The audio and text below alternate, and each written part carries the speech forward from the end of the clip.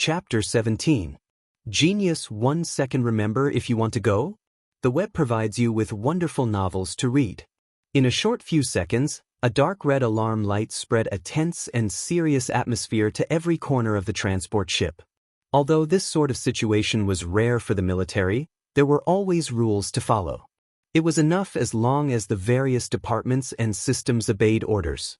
But the problem was that there weren't only soldiers on the transport ship.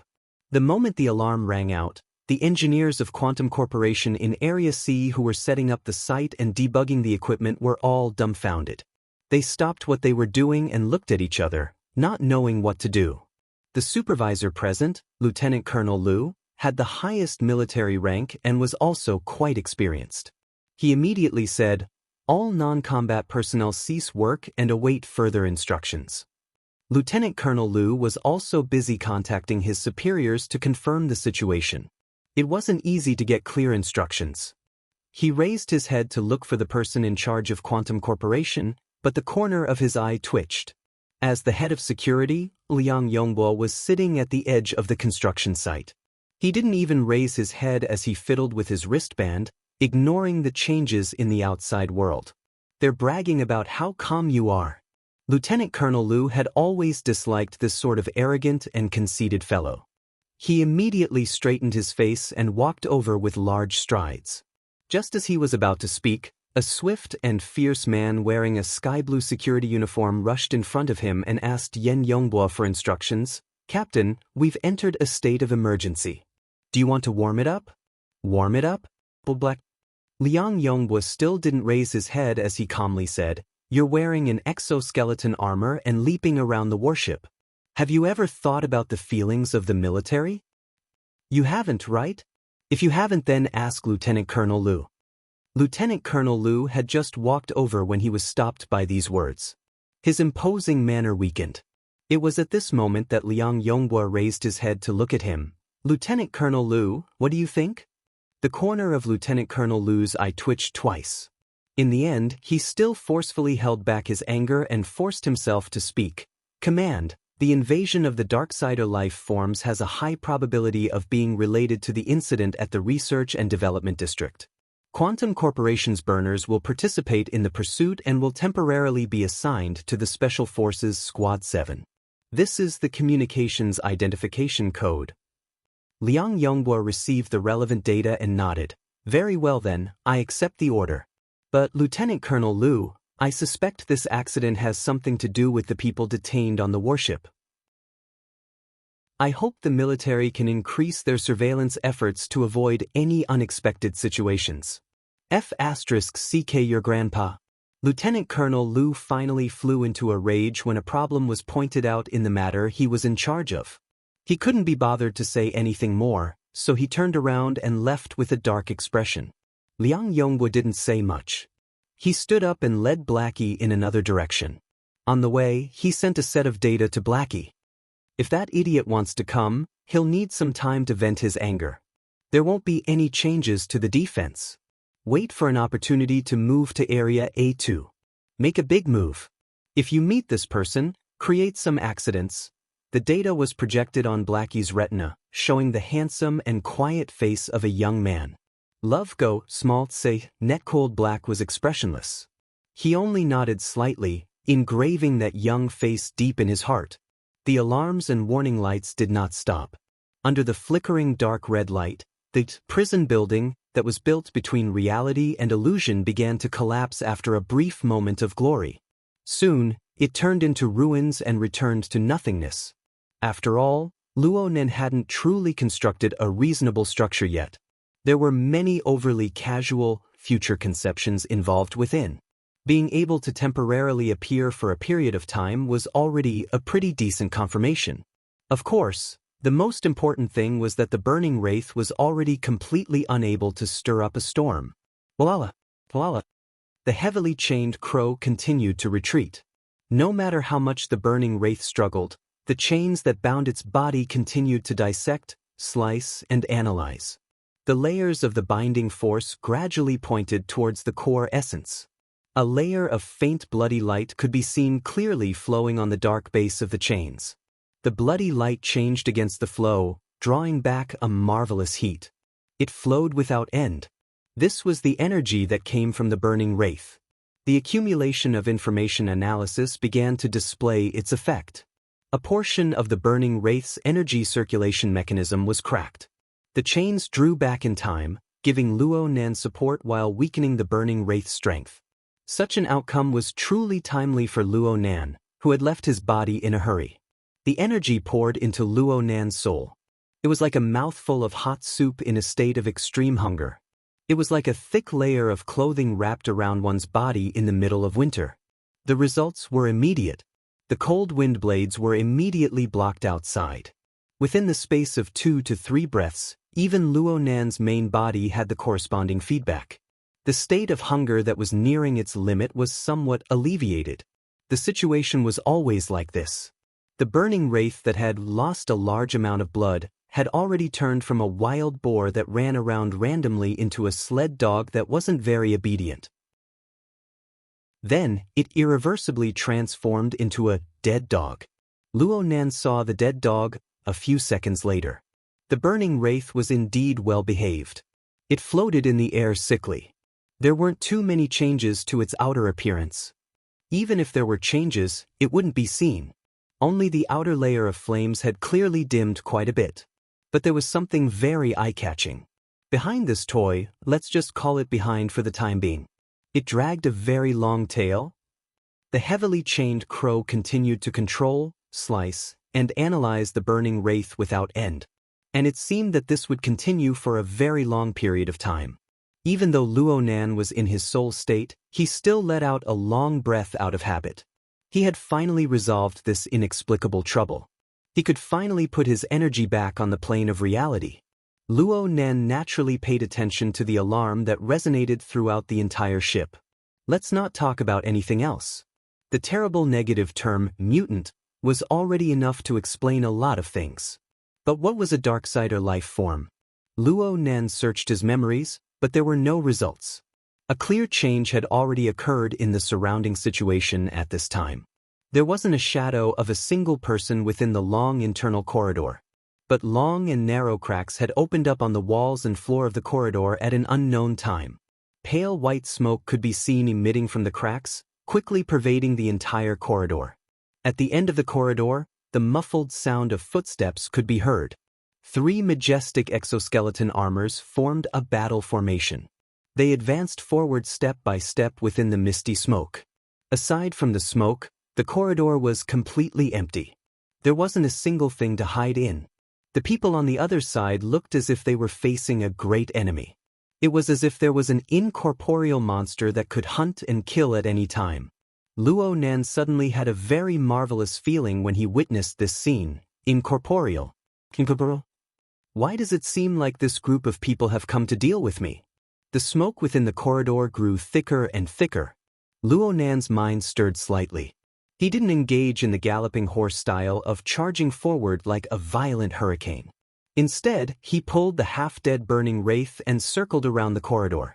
He was like a true specter as he passed through the metal wall and entered the adjacent cabin. Then he charged forward all the way towards the direction of the main body. Chapter 18. Genius 1 second. Remember if you want to go? Sure, Net provides you with wonderful novels to read. After Luo Nan flew past a few cabins, he discovered. Actually, the situation here was quite similar to the situation in the corridor.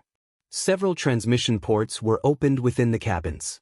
Faint white smoke flowed out in an unending stream, and the concentration was even higher due to the cramped space.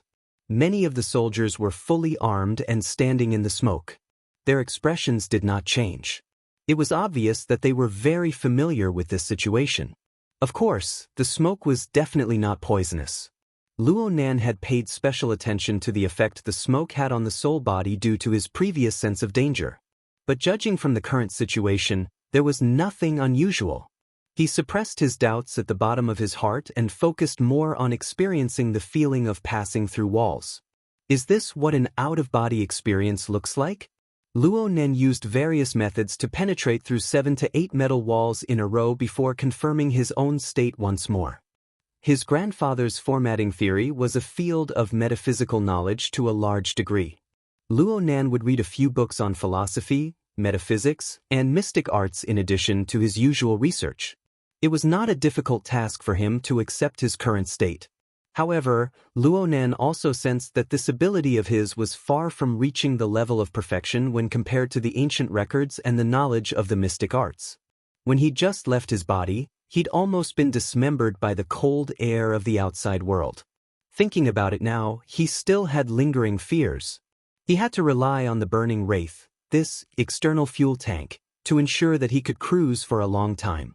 But no matter what, the feeling of dog sled and riding the clouds was completely different. There was a huge difference between passive and active states. This was the first time Luo Nan had relied purely on his own will to move after his out-of-body experience. Of course, he wasn't used to all sorts of things. Love, go, small, sith, netka most of the time, there will be some redundant actions and thoughts. More importantly, he had not truly adapted to observing the world in the form of a soul. Luo Nan had a deep understanding of the nervous system. He quickly discovered that on the soul plane, the traditional 5 senses of sight, hearing, nose, tongue, body, and mind had undergone a large-scale transformation in their operating mechanisms. The visual and auditory processes on this plane were actually an inefficient process. Luo Nan was like a radar in his soul state. He was constantly receiving all sorts of wavelengths from the outside world. The source was so rich that it far exceeded the types of signals that the human nervous system could receive and process. If he stuck to his habit, most of these signals would naturally be lost. Only some of the signals that the nervous system normally processed would be channeled in and transferred to the body for processing before the results were presented in the form of the 5 senses. Not to mention the problem of losing a large amount of waveband signals. Even the processed signals would be distorted to a large extent due to the lack of real stimulation to the nervous system. At the very least, he had almost lost his sense of touch. Seems like it's better to deal with it directly. But in this case, how to compile it became a big problem. Luo Nan deliberately went to sense and gather information. He immediately tumbled a few times due to the chaotic and complex amount of information in his surroundings. It seemed that it would be a long process for him to adapt to life on the soul plane. That is to say, with the change of thought, the level and range of the soul sense would be partially expanded. It was like a classical radio, in which one could occasionally hear something interesting amidst the clattering noise. This was an extremely novel experience. Luo Nan didn't mind spending a bit of energy to mull over it. At this moment, a few intermittent keywords caught his attention.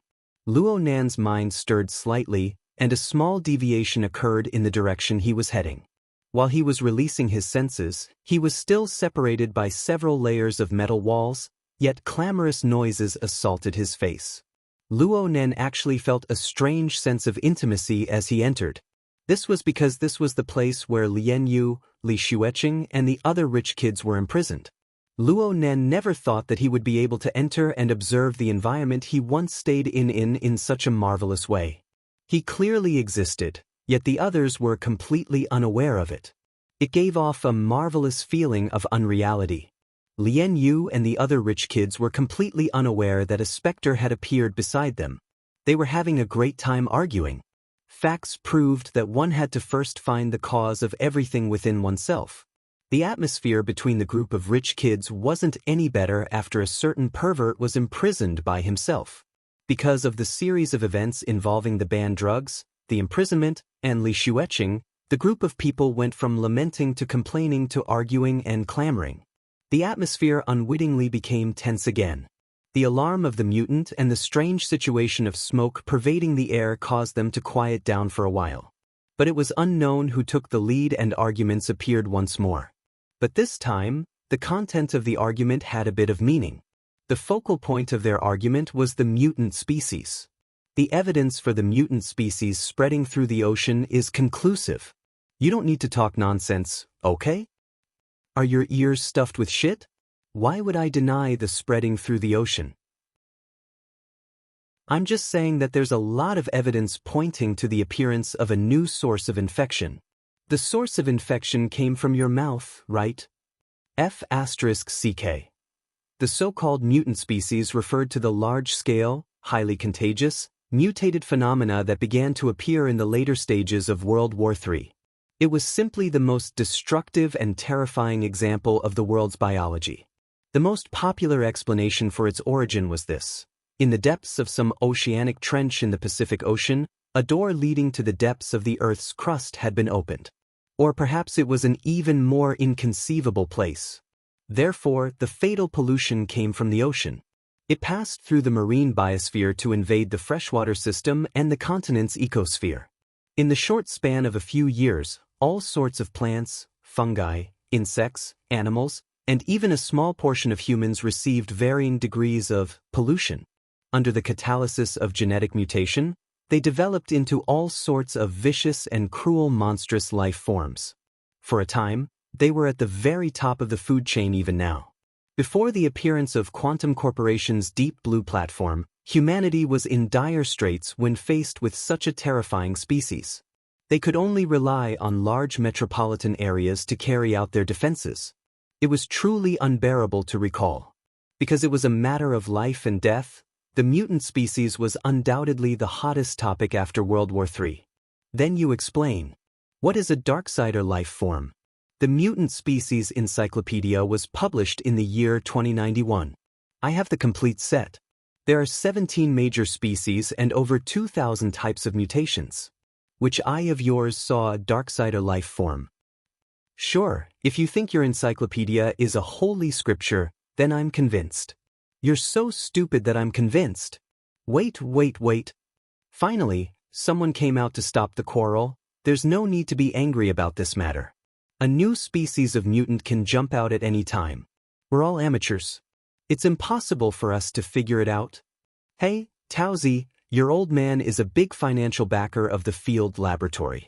Have you ever heard of this thing before? Lu Tao, who wore vintage gold-rimmed glasses, looked refined and refined. He could be considered a small anomaly in the crowd. He normally didn't speak much, but he had a certain shocking flavor. He had been holding back his big move as soon as he heard about the Darksider life form. Now that he finally had the opportunity, he chuckled, Darksider life form? Treat it like a specter. It's a pretty good angle to cut into. Chapter 19. Genius 1 second. Remember if you want to go? We provide you with wonderful novels to read. The cabin was quiet for a moment. Then someone laughed. Spectre. Are you talking about ghosts? You can interpret it however you want. In any case, from what I can see, a so-called Darksider life form is a kind of thing that you can't see or touch. It's something that floats around you. Spectre is a more suitable description. Towsy, you're so disgusting. You're so creepy. A pretty vase seized the opportunity to act spoiled. Actually, when Lu Tao mentioned it, the group of people didn't think much of it. But after being tainted by the coquettish voice of the pretty vase, quite a few people had goosebumps. Some people turned their heads to look at the billowing smoke all around them. They really did feel a bit creeped out in their hearts. Lu Tao actually loved this kind of tone the most. He adjusted his glasses and pretended to be calm. That's the truth. Regarding the Darksider life form, it's only been 1 or 2 years since the industry put forth a related concept. Only a few papers have been published. Apart from the various high-end laboratories, the only ones who are more familiar with it are the military. Looking at the response of the warship, it can be seen that they've had many dealings with the Darksider life form. This is a good thing. The group of scoundrels really detested Lu Tao's habit of keeping them in suspense. Some people were already impatient. We can't see or touch them. What the hell is there to research? Don't tell me you're thinking that people are stupid and have too much money to swindle funds. Get lost. Lu Tao laughed and scolded. He finally cut to the chase. Why did I mention the military? It's because the military lists the Darksider life form as a special type of mutant. However, the vast majority of research institutes hold different opinions. They believe that the two are not the same thing. The closest way of saying it is to guess that this thing might be the primal virus that causes the mutation. It was still the pretty vase from before. But this time she was truly frightened. She wasn't the only one. Everyone's expressions weren't too good. The shadow of the mutant species was always hanging over everyone's head. Even the rich second generation was no exception. The mutant species that had already taken form could still arouse their interest in research and discussion. But if it was the mutant itself that made people wish they were dead, and it was a monster that everyone avoided like the plague. Lu Tao spread his hands. Can you guys not scare yourselves? What I said was just one of the most ridiculous guesses. This thing has almost no resemblance to a virus.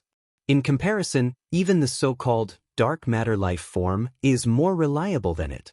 The beautiful vase slapped him coquettishly and automatically entered the flirting mode. Everyone around them was cursing.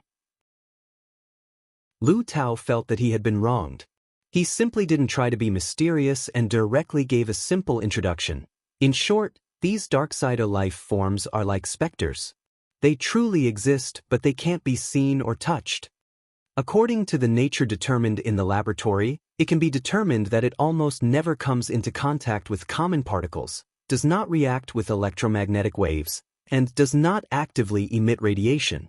This also meant that in most natural environments, it was impossible to directly observe them using any conventional means. Well, under normal circumstances, they won't interact with anything in this world. Someone laughed. If it doesn't work, what's the threat? The people on the ship are all nervous. Are they trying to scare us? I mean, under normal circumstances. Have you ever thought about why these things are called living things? This is because under certain circumstances, these things have the ability to interfere with the material plane. Moreover, they have a certain purpose. What purpose? There are thousands and thousands of variations.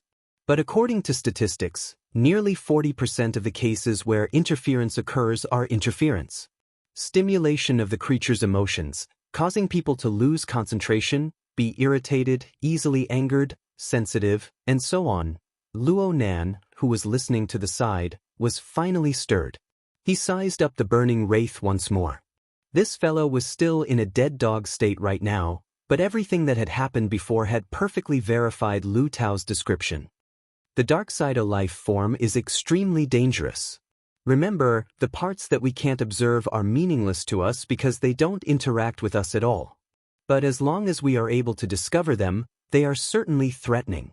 This is because they are attempting to influence and disturb our plane. How do they disturb? It's very simple.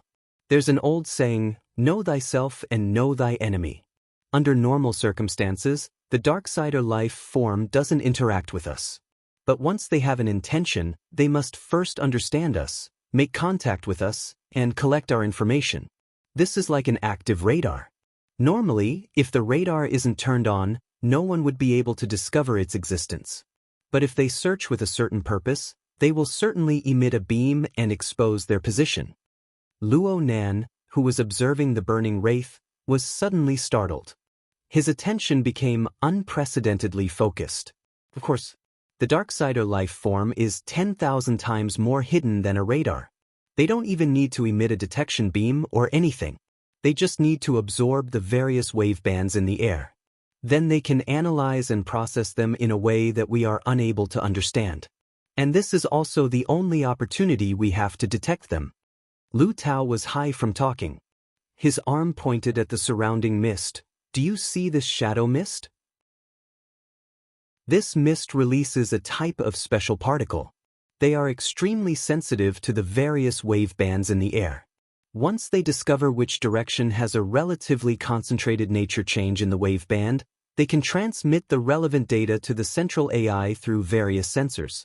They can conduct analysis and determine the probability of the dark side or life form appearing. Lian Yu, who hadn't spoken all this time, also became interested. Her specialty just so happened to be communications. Tao Ster, you know quite a bit about this. Lu Tao was waiting for these words. He immediately pretended to be calm. This sort of shadow mist combat technique was developed by a laboratory in the wilderness that my family funded. At this time, there was naturally no lack of people supporting him. F***ck Tauster, you've hidden yourself quite deeply. You guys have earned quite a bit from this technology. Not bad. Not bad. Lu Tao was beaming with laughter. He felt extremely refreshed in his heart. But Luo Nan, who was floating beside him, had a different kind of mood at this time. He looked at the surrounding mist and was actually a bit stupefied for a time. Lian Yu, who hadn't spoken much, asked at this time, "It's so hard to even discover the Darksider life form. How do we deal with it?" Right now, there's only the burner. In fact, the discovery of the Darksider life form happened after Quantum Corporation introduced the burner and the Deep Blue platform. It can be seen from actual combat that the burner has a relatively high sensitivity towards the Darksider life form. Only the burner can control the Deep Blue walkers. Only by establishing the archetype format and igniting the format of fire can they cause direct damage to the Darksider life form. Then, Lian Yu still wanted to ask, but she didn't expect a long beep to open the cabin's outer door.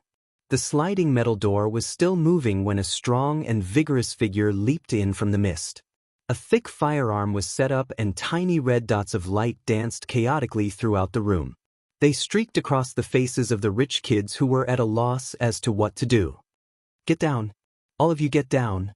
A fierce and unyielding voice penetrated into their eardrums through the amplification of the loudspeaker. "Everyone, crawl forward in order. Immediately go outside. There will be people outside to receive you." The person who had thrown himself into the room was certainly a rather brave and capable character. But after staying in the army for a long time, it was inevitable that he would overlook the fact that this group of rich kids before his eyes really weren't battle-hardened warriors.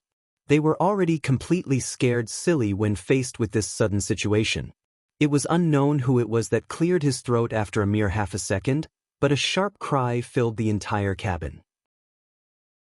Being spurred on by the cry, the restlessness of fear engulfed the hearts of everyone like a storm. Chapter 20. Genius 1 second. Remember if you want to go? Sure, Net provides you with wonderful novels to read. Luo Nan had to say that he was grateful to this fierce warrior who charged in first. Love, go, small, say, Neku's opponent's misjudgment gave him a chance to react. Luo Nan made a decision the instant the shriek rang out. His telepathic thoughts pierced through the heavily chained crow to stimulate the burning wraith. He forcefully pierced the burning wraith awake from its dead dog state and left it in place. The main body of his soul followed the same path he came from and rolled back. Luo Nan's judgment was based on the worst possible situation. He didn't hold any hope of getting lucky. As it turned out, it couldn't have been more timely. The military's reaction was lightning fast. Once they discovered the true nature of the screaming second-generation rich kids, they didn't expect to cooperate at all and immediately took action. Inside the room, the fierce warrior, who was the first to rush in, raised the thick gun in his hand. Amidst the roar, a dazzling electric light shot out. This was more effective than any order. Although the screams were even more ear-piercing, the group of second-generation rich kids immediately prostrated themselves on the ground. Other than the fierce warrior, no one else was left standing in the room. Everyone scrambled to the gate that had just been opened, rolling and crawling over. The fierce warrior finally took control of the situation. He raised his head, which was wearing a fully enclosed helmet, and aimed the translucent panel at the empty upper part of the cabin. In a normal person's field of vision, there was nothing but churning smoke and smoke. However, Fierce Warrior obviously didn't think so. His right hand swiped over the switch button of the gun and changed the empty bullet mode to single-shot mode. The muzzle made a muffled sound. In the next moment, a large cloud of fire rose in the half-closed cabin, almost covering the entire upper half of the cabin, like a violent and reckless miniature flame bomb. Right now, Luo Nan was already 2 cabins away. The straight-line distance was over a dozen meters. But since the chains were still fused with the burning wraith, it was very hard to pull them away. The information from the other side was unavoidably transmitted back. Luo Nan's mind trembled the instant the fiery cloud soared. A substantial impact traveled along the chains. Even though Zhang Xian was just an ethereal soul, it felt as though he had been punched in the chest, leaving him in a terrible state. Luo Nan was certain that the true destructive power of this shot was absolutely not the seemingly violent flames. This was because Luo Nan did not feel the transmission of heat at this moment. Instead, it was an attack power that directly reached the soul plane. If he was already like this, then there was no need to mention the burning wraith that was still staying in the cabin. It had just woken up from the dead dog state and was still somewhat muddle-headed. The red cloud exploded overhead, crossing the boundary between reality and illusion and acting on its body. In an instant, the burning wraith's body unexpectedly shrunk by a circle from the explosion. It clearly suffered damage. This sort of flame bullet-like ammunition was clearly made to deal with the Darksider life form. Its effects were immediate. However, it wasn't easy to reload the ammunition. After one shot, the fierce warrior retreated and reloaded at the same time. He couldn't complete it in a short time. However, it would be too naive to think that there was a chance just because of that. One person's skills were limited, but he couldn't fight against the other side's numbers. After the first flame bullet was fired, there was a succession of bullet trajectories that cut in from outside the cabin. At least 5 of the same type of ammunition shot into the cabin and exploded. For a time, the cloud of fire churned and the temperature of the entire cabin rose by at least 20 degrees. The soaring temperature looked frightening, but it was actually meaningless. It proved that the destructive power of the ammunition had shifted beyond the conventional plane. The burning wraith that remained in the cabin had the most right to speak. Not only did this wave of flame bullets have a direct attack on the soul plane, it even had a viscous ability. The burning wraith also attempted to flee when it suffered the attack. But it was as if a bucket of glue had been poured into the surrounding void, making it difficult for the burning wraith to move. Perhaps it was some sort of incorporeal and powerful magnetic field? Luo Nan continued to ponder as he retreated. Right now he could see that the military had clearly formed a set of effective methods to deal with the Darksider life form. If he had stayed behind just now, it was truly unknown what would have happened to him. Luo Nan's route of retreat and method had been carefully considered. From Lu Tao's introduction, he roughly understood that the Shadow Mist's capture of the Darksider life form wasn't really a matter of seeing it. Rather, it was a method of calculation that had a problem with probability. In other words, it was very likely that the military didn't know the true form, quantity, and relationship between the Darksider life form. Luo Nan pushed out the burning wraith that he had just obtained without the slightest hesitation. With the burning wraith attracting firepower, he could be considered safe up until now at least. But at this moment, the burning wraith that was bound within the cabin had finally aroused its vicious nature after it had suffered a series of attacks. The wraith's body, which was already riddled with holes, suddenly shrunk. Its originally incorporeal shadow body became a bit more solid. There was even an instant where the outline of a body became even clearer. The heavily chained crow that was still locked together with the burning wraith transmitted concrete information, but Luo Nan wasn't able to discern what it was for a time. He just felt that it was some sort of vicious beast. This incorporeal vicious beast faced the sky and roared in the next moment. Psychic waves that were nearly tangible filled the cabin in an instant. They penetrated through the metal walls and rapidly spread. From the moment the gunshot rang out, the burning cloud of fire above their heads simply scared the rich kids to the point of pissing their pants.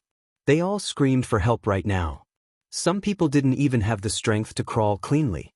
Luckily, the soldiers outside the door saw through their nature and changed tactics. They promptly extended their hands and dragged them out. But the burning wraith's roar arrived at this time. Actually, no one heard the sound. But under the sweeping psychic waves, an irrepressible fear of death erupted in everyone's hearts. At least 3 people pissed their pants in this instant. There were even some who directly fainted. But on another level, through the chains and through the burning wraith, Luo Nan saw that this group of rich kids had already collapsed in the face of fear. Between their mouths and noses, between the pores of their bodies, a very strange thing began to ooze out. Countless dark red specks of light floated up. They were like specks of dust floating under the sunlight. But the dim glimmer clearly contained a marvelous energy. It was like a strange spore, and its source was the dozen or so shivering rich second-generation heirs inside and outside the cabin. Practically everyone's body sprayed out these dark red spores, interweaving with each other. As a whole, They formed a thin glowing mist that covered the entire cabin. The density of the glowing mist rose far too quickly. There were large amounts of spores exchanging in and out of their bodies at every moment. The density was so great that it simply burned with a layer of gloomy flames. Finally, the density of the glowing mist reached a certain limit. It spontaneously bubbled up and submerged the burning wraith within. Only a vague outline of its outline could be seen.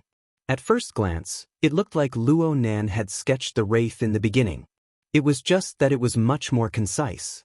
There were many places that had already broken away from the structure of a picture. It had become extremely abstract. As a whole, it was just like an enlarged strange symbol. The burning wraith locked onto its target the instant the symbol appeared. The fierce soldier, who had always been at the very front, had a sturdy body wrapped in exoskeleton armor. It was as if it had been struck by lightning. Then it violently twitched and fell backwards.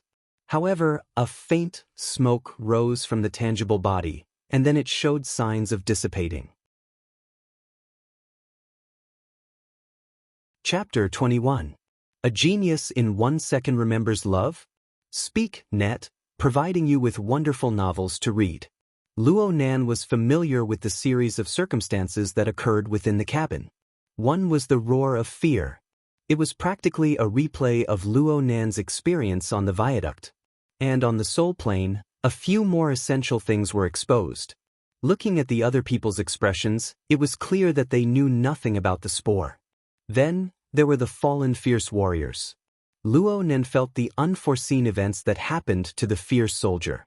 This was because in the moment when he was forcefully pulled out of his body, this dark and incorporeal vibration penetrated his body, forcibly blasting his soul out. Looking at it now, this was truly a battering ram that acted directly on the soul plane. The fleshly body on the plane of reality was completely unable to defend against a single hammer strike. It directly struck the soul. It was filled with the meaning of the mystic arts. The fierce soldier clearly didn't have the ability to leave his body. This time, things were probably far from good. Luo Nan's mind stirred. He had no enmity with the military's combat personnel. He didn't wish for someone to lose their life because of the inexplicable Darksider life form. He hesitated for a moment before issuing an order to the burning wraith for the first time since the fight began. The burning wraith was slightly sluggish within the cabin. Right now it was driving the dark flames to burn away all the surrounding binding forces, allowing it to regain its freedom. Moreover, its strength had increased explosively. But Luo Nan's order reached its core plane through the chains, making it hard for it to refuse. The burning wraith split off a streak of bloody light to roll up the overflowing smoke from the fierce soldier's body, forcibly stuffing it back in. It circled around in the air, ignoring the exploding clouds of fire as if they were nothing. It carried the red light of the dark flames as it escaped from the cabin. And at this time, Luo Nan's soul body was silently following a distance of over a dozen meters. According to Lu Tao's words, the military used the shadow mist to detect the Darksider life form. This was to observe each information waveband to see whether or not it had a tendency to interfere with changes on the plane of reality. Luo Nan didn't understand the calculation method involved, but he knew that even if he was forced by the burning wraith to do something beyond his abilities, he was able to maintain his current state for a long time. This was mostly due to his own format. His soul was in the out-of-body state. He naturally had a tendency to interfere with reality. Otherwise, he would be in the chaotic darkness, and he would become inhuman. How was this possible? In this way, it was very possible that he was a natural signal source within the shadow mist. If he and the burning wraith were to go in the opposite direction, it would be unknown who would be the first to be caught. Since he couldn't create a diversion, he could only pull the wool over everyone's eyes. He pulled the chain, maintaining a distance that was neither too far nor too close. He followed behind the burning wraith, at the same time carefully adjusting his route. Although the current burning wraith was still at a level that ordinary people's eyes couldn't see, however, due to the frequent interference of the real world, the military's detection system could be said to be blazing with a fierce light. The well-trained soldiers outside only lagged behind for about half a second before they turned their guns and used that special fire cloud to seal off the corridor. However, the burning wraith used the move, Fearful Roar. It used a peculiar method to absorb other people's fearful emotions for its own use. Its strength rose explosively for a time. It was a bit strenuous for Luo Nan to control it, let alone these soldiers who could only rely on special equipment to deal with the enemy. Even though the fire cloud pervaded most of the long corridor, the burning wraith still walked how it wanted to walk. It occasionally used the siege hammer to shoot. Even though Luo Nan suppressed it over and over again, it didn't cause as much damage as the first strike. However, those who were hit would fall into a state of unconsciousness. They didn't even know what was going on when facing an invisible enemy. Such a treacherous situation really was an absolute test of the willpower of the human heart. Even soldiers who had gone through strict training were able to maintain uninterrupted firepower according to the drill manual. It was hard to avoid the feelings of fear and panic in their hearts. This was a difficult knot to unravel when facing the burning wraith. So much so that the number of strange spores in the long corridor increased once more. They didn't just come from the bodies of the collapsed rich kids. They also came from the bodies of the soldiers in battle. Large amounts of spores floated up, infected, and exchanged. The magic of fear was like an avalanche. It pressed down on everyone present. The combat formation formed by the elite soldiers and the rhythm of the successive firepower had already shown visible disarray. 1-2-3-7. Including the one who was still lying in the cabin, there were 9 well-trained elite soldiers dressed in advanced exoskeleton armor. They formed a combat squad that was enough to contend against powerful mutants in the wilderness. But under the fierce might of the burning wraith, they actually didn't have the strength to fight back. Luo Nan observed this scene. His mood was a bit complicated. Just this morning, he was still a suspect who had been forcibly detained by the police. He could only obediently act like a grandson when faced with violence. But after a short few hours, his dominator strength already possessed the ability to directly defeat a small elite squad of the military. This strength was powerful and terrifying. It was mysterious and realistic. However, one could infer from the scene before their eyes that the planetary government was in a terrible mess when faced with the wilderness, faced with the mutant, and faced with the Darksider life form. Luo Nan wasn't a good child who worried about the country and the people, but he remembered a sentence: every person was only 300 kilometers away from the wilderness. On this planet, every person faced the threat of the mutant. And now it looked like this threat was much greater than what the government and the media usually publicized. In the end, Luo Nan didn't have a melancholic temperament. He quickly recovered from his emotional state and slightly controlled the fierce flames of the burning wraith. At the same time, he corrected his path and prepared to continue piercing through walls to return to his body.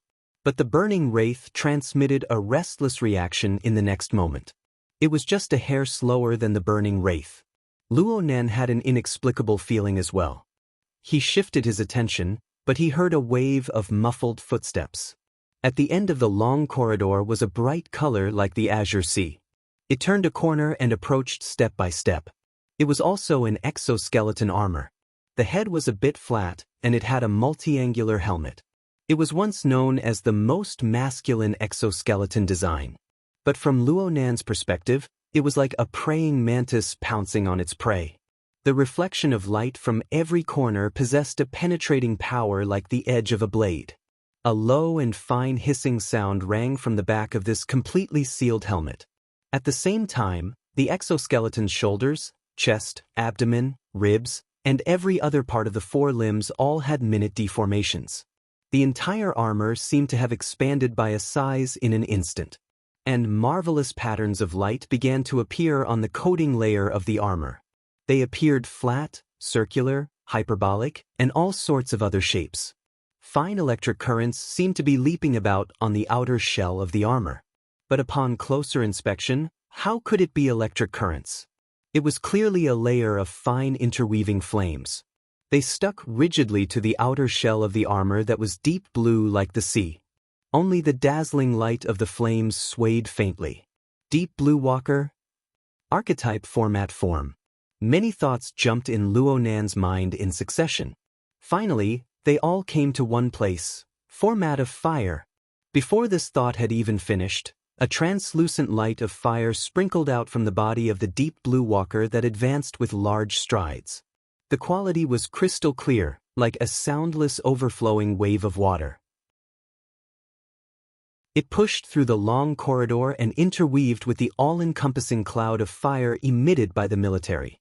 An astonishing reaction was produced in an instant.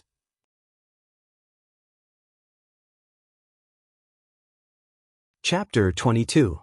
Genius in 1 second. Remember Love Go? Speak, Net, providing you with wonderful novels to read. Gurgle. Gurgle. Luo Nan could clearly hear the clamorous sound of boiling water.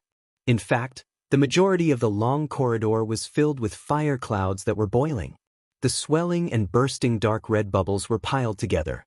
At first glance, it looked like a lava lake in the ground. But from the perspective of the burning wraith, these bubbles were like a strong detergent with a barrel-rolling effect. The spores stirred up by the roaring of fear were immediately annihilated the moment they came into contact with the boiling fire clouds. Even the power that was already operating effectively, such as the gloomy dark flames that revolved around the wraith's body, also received enormous interference. A vortex formed in the void. 3 types of flames. Whether it was the burning wraith, the deep blue walker, or the flames released by the soldiers, as long as they were sucked into the vortex, there would be no reaction. If this was all, then the burning wraith wouldn't be considered to have fallen into a disadvantage. But the problem was, who would want to fight you one-on-one on this military transport ship? A muffled bang rang out. A blue light suddenly burst forth from a certain cabin on the side of the corridor. A robust figure rushed out from the side. It was actually another deep blue walker. Its propulsion system had clearly been pushed to the limit. It was much more valiant than the previous one, directly pouncing forward. The alloy dagger in its hand was raised horizontally. The same translucent format of fire flickered on its surface. So accurate! Luo Nan nearly suspected whether or not this slayer possessed the ability to directly perceive the Darksider life form.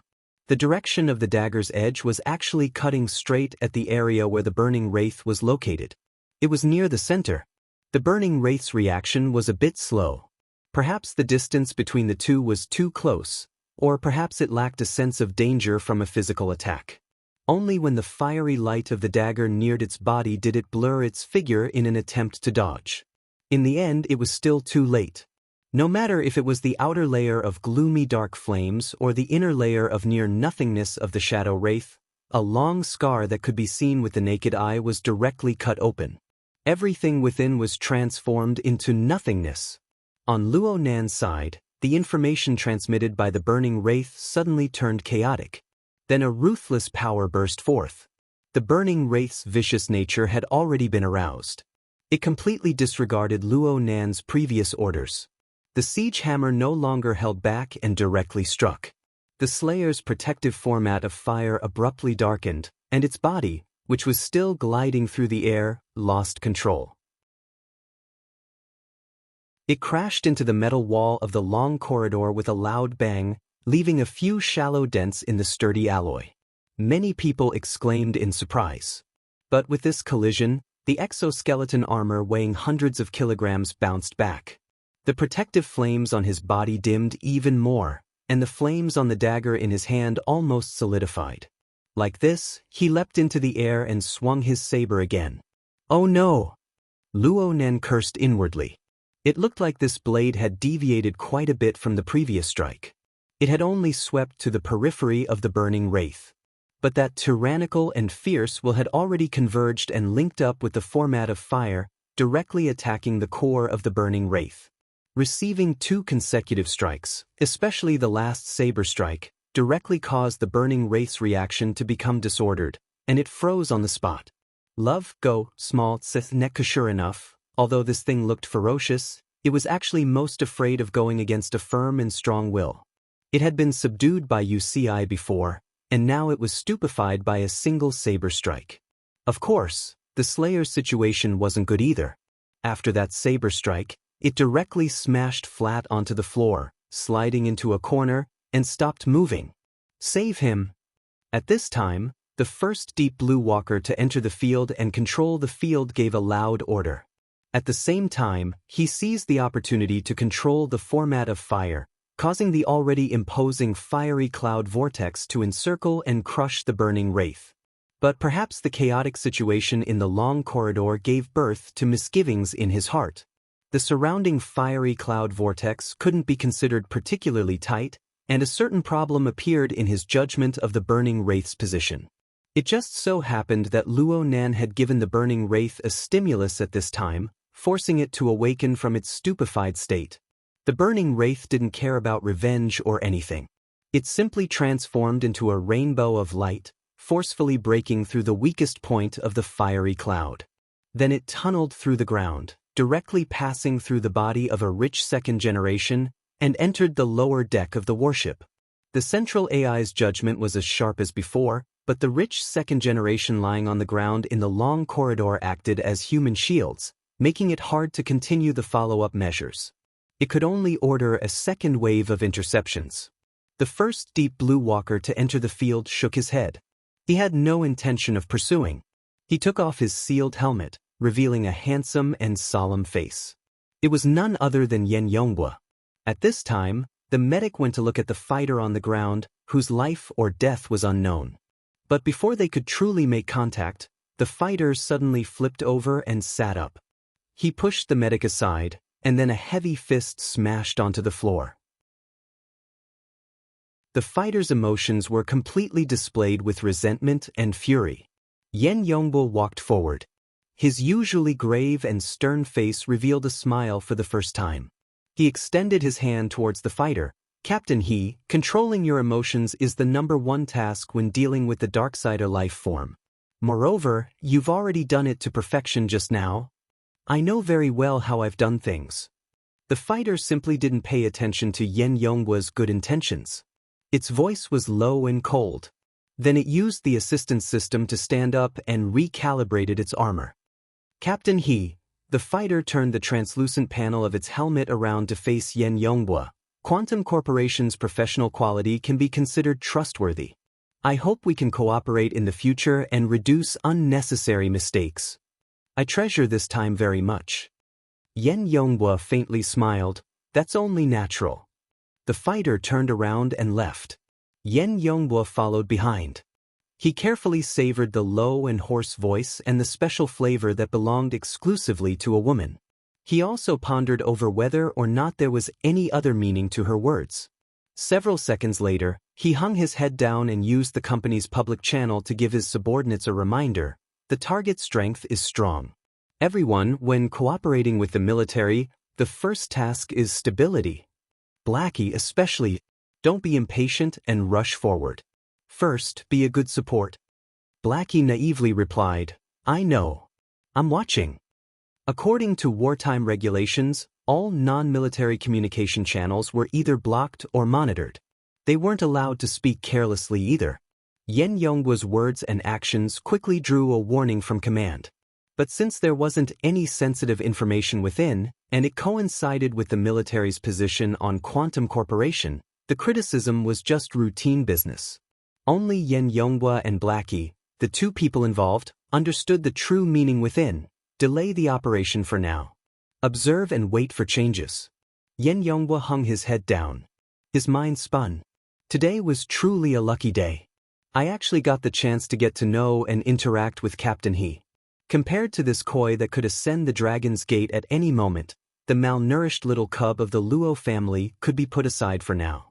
There were many ways to probe a child's background. But today's good opportunity wouldn't come again if it was lost. No matter what, he had to leave a good impression in the eyes of Captain. Yep, putting in a bit more effort wasn't a big deal.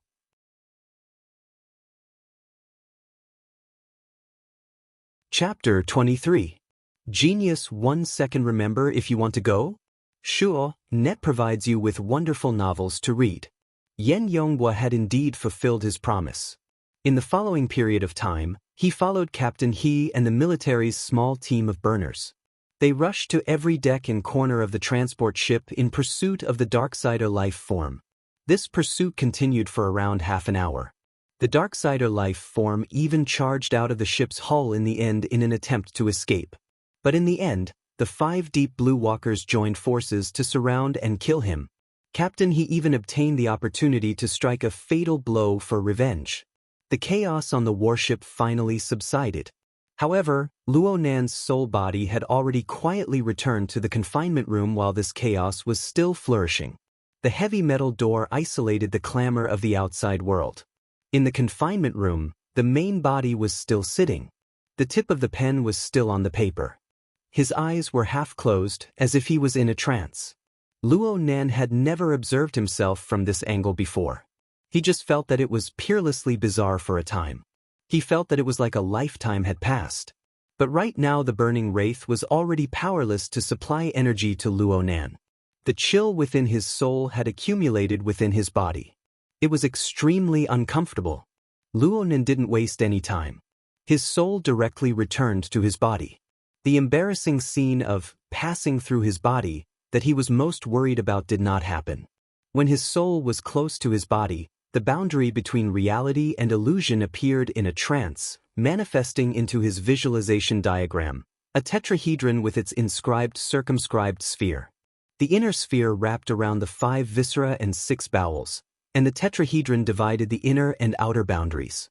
When the soul came into contact with the outer sphere, it turned into a faint light and entered the head of the body. Some kind of restrictive feeling pressed down on him, but correspondingly, it felt like he was wearing a thick armor, and he felt inexplicably at ease. This feeling lasted for less than half a minute before disappearing. The legendary out-of-body experience also came to an end for the time being. Love go small say, Luo Nan's body began to move.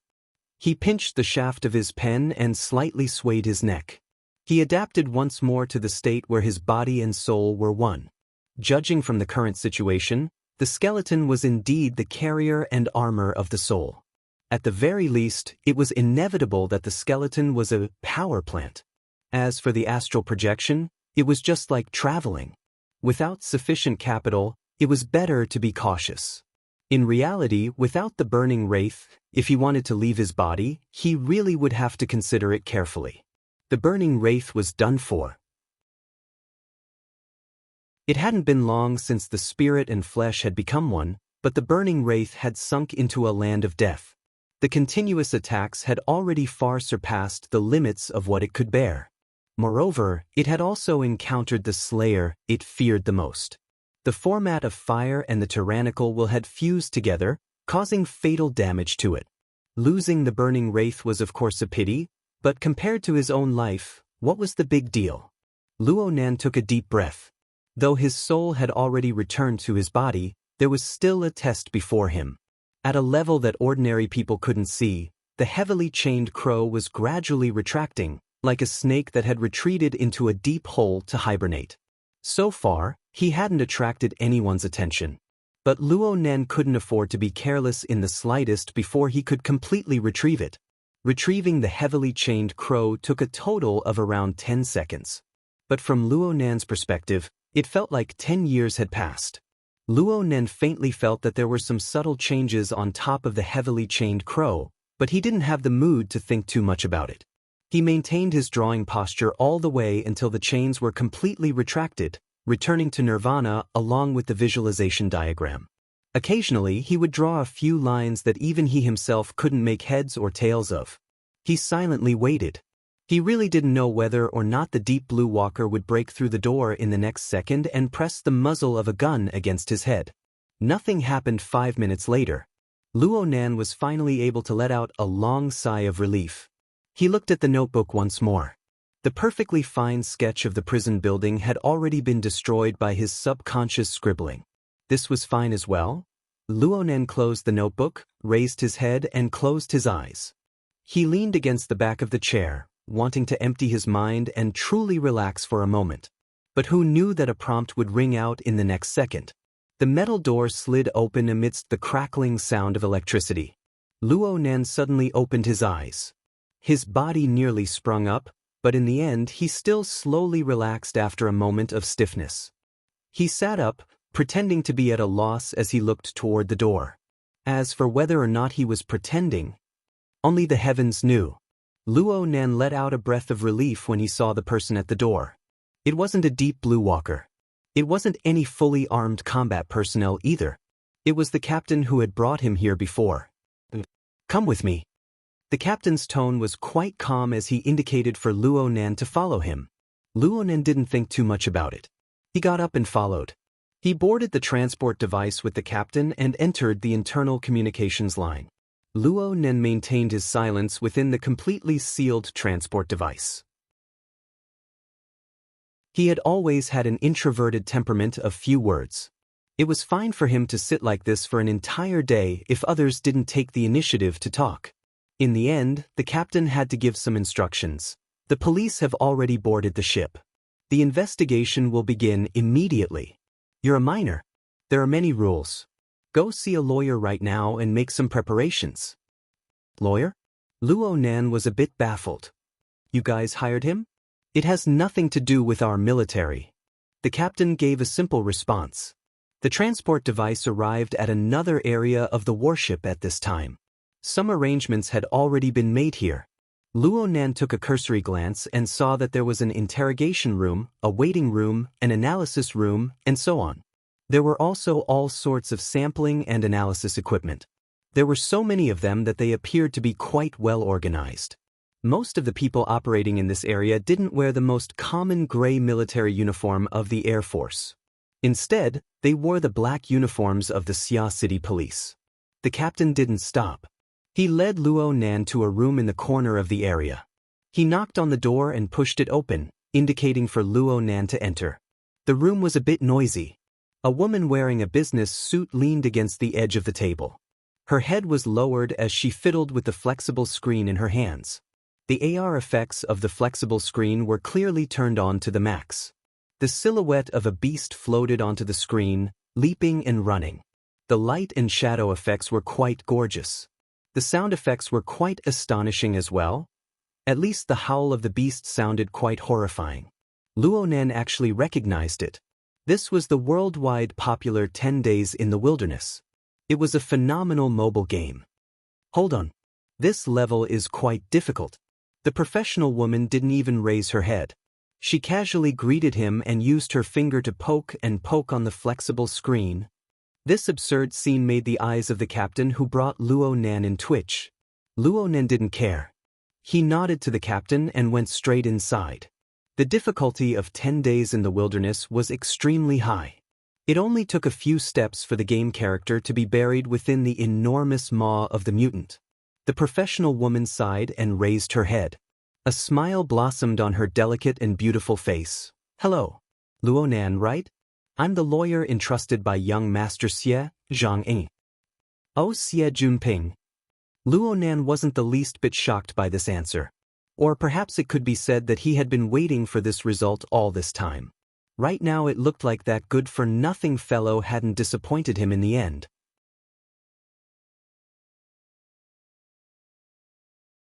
Chapter 24. Genius 1 second. Remember if you want to go? Sure, Net provides you with wonderful novels to read. Zhang Yingying snapped her fingers. It's good that you understand. Love go, small, say, Netku. Such a frivolous and casual attitude was far from Luo Nan's impression of a lawyer. Luo Nan felt that compared to Xie Junping sending a lawyer to help, Xie Junping sending a lawyer over was truly shocking. Next, Zhang Yingying's explanation of this matter allowed Luo Nan to confirm this point. You were there when the accident happened in the R&D district. You should know that the military and the police are taking this very seriously. Due to the chaos over there, I don't have the energy to deal with small fries like you, and I can't do any screening either, so I can only temporarily escort you to the transport ship.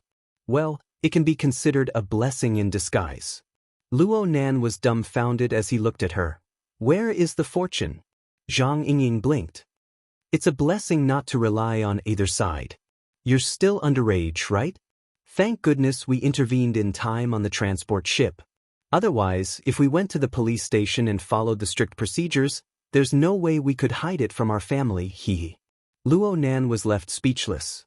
He had to admit that this young lawyer's words had hit the nail on the head. If his aunt were to find out about this matter, the scene would be truly unimaginable. Zhang Yingying was finally satisfied when she saw Luo Nan's expression change. She said, "It's not just this. Did you know about the chaos on the warship just now?" "I feel it." Luo Nan answered very straightforwardly. The shadow mist still pervaded the confinement room. Even a fool would know that there was a problem. "You've got guts. I've seen the surveillance footage they sent. There's smoke everywhere and you're alone. Yet you're still so calm. You're still writing and drawing. It's rare, young man. I like young people like you the most." Zhang Yingying reached out her hand and smacked Luo Nan's shoulder with force, causing his somewhat stiff muscles to scatter. Zhang Yingying ignored Luo Nan's subtle emotions and continued to speak. "I arrived on the ship 2 hours ago. I wasn't able to meet with you for a while because the government and the military are nervous. They're afraid that there's a problematic person hidden among you. They don't allow the outside world to come into contact with you. But as soon as this mess broke out, they knew that it was stupid to isolate the inside from the outside, so they began to change their strategy. It was indeed rather difficult to seal the Darksider life form." Luo Nan's thoughts flowed. He was a bit absent-minded. Zhang Yingying put on an act and coughed. "So you need to pay attention. Isolating the inside from the outside. You look like you're being heavily guarded, but in reality, you're just trying to be lazy. In essence, you don't care about small fish and shrimps like you. Now that you're letting go, it doesn't mean that you're giving up. Instead, it means that you have the mentality of sifting through the ranks. They're going to be much more serious than they were in the beginning." Luo Nan nodded silently. At this moment, there was a knock on the door. The captain from before had returned. "Lawyer Zhang, please get ready." "It's finally my turn." Zhang Yingying stood up straight. She wore high heels. She was half a head taller than Luo Nan, who had yet to finish puberty. She had a threatening aura at first glance. It was a pity that her immature cheeks and energetic smile were incompatible with her serious professional attire. She looked at Luo Nan's taut face and blinked. "Are you nervous? Do you usually watch movies?" Luo Nan almost couldn't keep up with her train of thought. He only answered a second later, "Occasionally."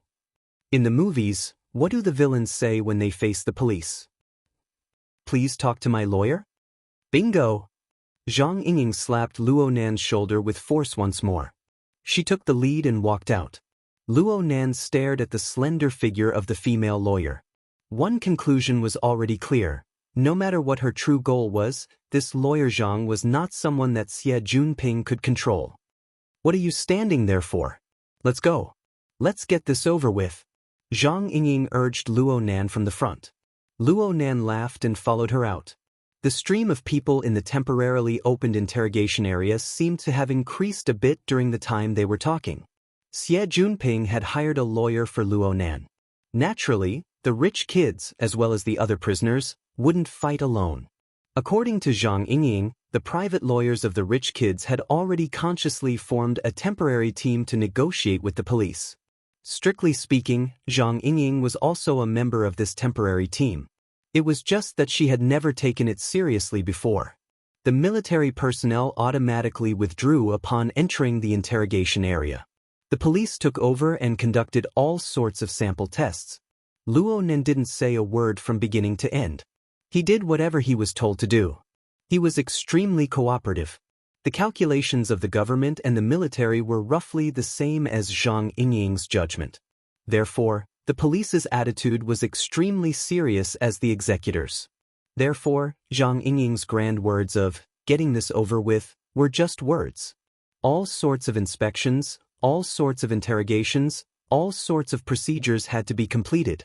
This even included dealing with the firepower of the other lawyers. Li Xueqing was still lying in the medical department of the warship, undergoing treatment.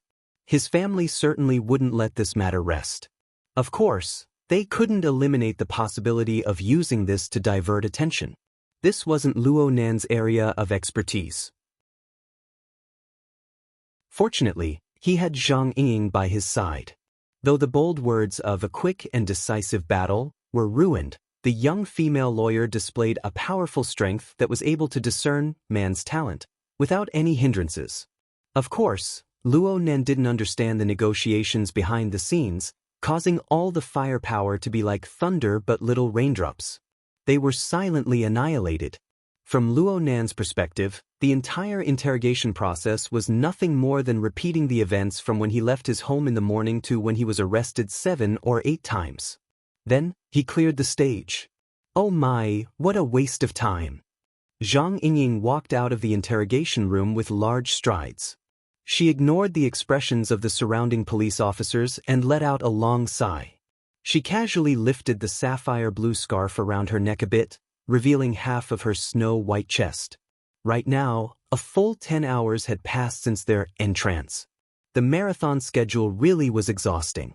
Fortunately, Luo Nan had ordered 2 large nutritious meals in between to replenish his energy.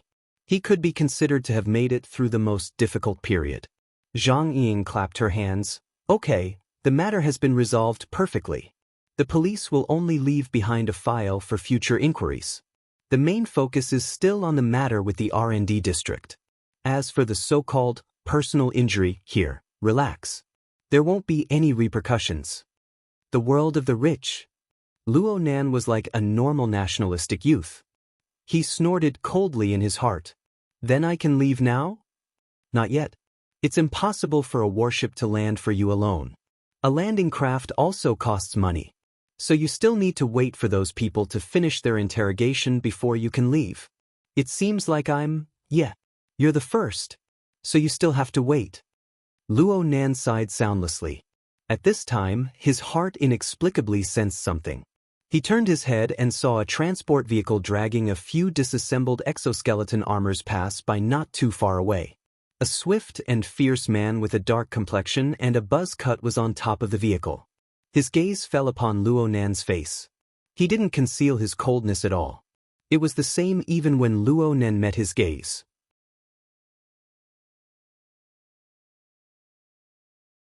Chapter 25.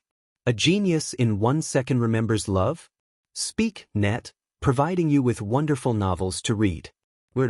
Luo Nan moved his gaze away and swept over the exoskeleton armor on the vehicle. There were no obvious markings, but the special blue paint already made clear the answer: deep blue walkers. Moreover, they were the non-military kind. 90% of the world's deep blue walkers were in the military. This was without a doubt. But as the developer of the Deep Blue platform, Quantum Corporation possessed a few of these so-called experimental models. This was a matter of course. It was just that Quantum Corporation's Deep Blue walkers were not allowed to be equipped with weapons of mass destruction. They had fewer modules, and their physiques appeared quite skinny. They were also equipped with a few auxiliary equipment, such as flow deflector fins. These small details could be hidden from others, but they could not be hidden from Luo Nan.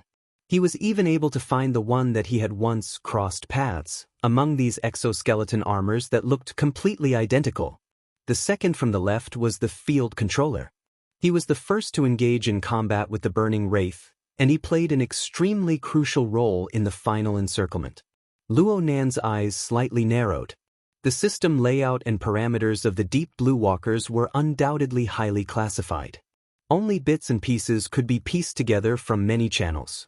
Perhaps not many people had seen the Deep Blue walkers in their current state. They had just been unloaded. They had yet to be boxed up. Luo Nan clutched his own notebook. He wanted to immediately pick up a pen and completely draw down all the details of this piece of equipment. But at this time, the swift and fierce dark-faced man on the vehicle cast an even colder gaze over. Then he performed an operation. An invisible membrane flipped over from the vehicle, covering and sealing all of the armor. Luo Nan was a bit startled. Then he shrugged his shoulders. Are the people of Quantum Corporation all this petty? He seems to be from Quantum Corporation. You're familiar with him? Zhang Yingying suddenly asked. Luo Nan answered honestly, I don't know him. Then what are you staring blankly for? Let's go. Zhang Yingying urged him from the side, pulling him back to the previous room. She let out a long sigh after entering the room. She turned around and leaned against the edge of the office desk. She stretched her waist. Dealing with those bureaucrats and litigators is really annoying. Luo Nan was speechless towards this female litigator. What was more, he stood in the room, not knowing what to do. Zhang Yingying giggled and pointed at him. You did well just now, so I'll give you a gift. Look, this is the cabin. Don't be dissatisfied. The entire starship has only temporarily lifted the restriction on external communication in this area.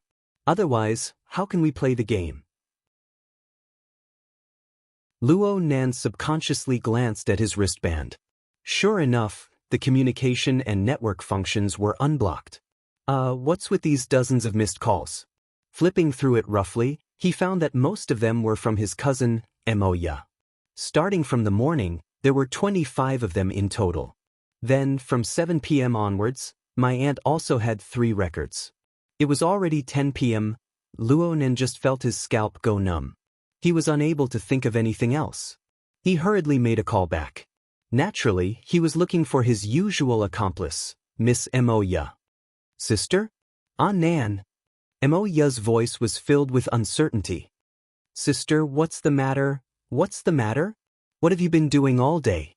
He didn't pick up my calls, I couldn't find him at school, and I couldn't find him at home. I was ready to call the police. Did you know that? Moya's high-pitched rock and roll voice was like a sandstorm, covering the sky and the sun. It was also like the explosion of a nuclear bomb, burning with rage. Why didn't you go to class? Why didn't he take the club exam? You tricked me yesterday, didn't you? Luo Nan, you've grown up. You're just outside by yourself, and you're already having fun? Luo Nan was instantly showered with a torrent of abuse. The intense penetrative sound broke through the sound reception effect of his wristband and reverberated throughout the entire room. Zhang Yingying whistled and looked up at the ceiling with an innocent expression of, I don't know anything. Luo Nan didn't care about the awkwardness. He walked away a bit and reported the current situation to his cousin. Today's matter, as long as the burning wraith and the other elements were excluded, it was completely his bad luck. There was nothing to hide. After Emoya vented her accumulated uneasiness and anger, she was still able to listen to his explanation. However, she didn't feel the slightest bit of sympathy for Luo Nan's misfortune. Sticking together with that trash Xie Junping serves you right for being unlucky. If you don't learn your lesson, you'll suffer in the future. The Mystic Arts Research Society is more or less like this. It's fine if you can't go. Huh. Luo Nan suddenly came to a realization. He had undoubtedly missed the Mystic Arts Research Society's entrance interview today. But how did his cousin know? Looking at the caller ID, Emoya was quite restrained in the morning. She only called 2 times, but starting from 4:30 in the afternoon when the club activities began, she called once every 10 minutes on average. Clearly, she only reacted after knowing that he missed the exam. Emoya clenched her teeth and sneered, I know you're stupid. You thought of an acquaintance over there, so you asked them for help. The problem right now is that you directly missed the exam and stood them up. You're stepping on my face and rubbing it on the ground. Also, you didn't pick up my mother's phone call. It was me who risked my life to say that you needed to do an experiment for the club exam. You better make up this lie for me. Otherwise you're dead. No one can save you from the heavens or the earth.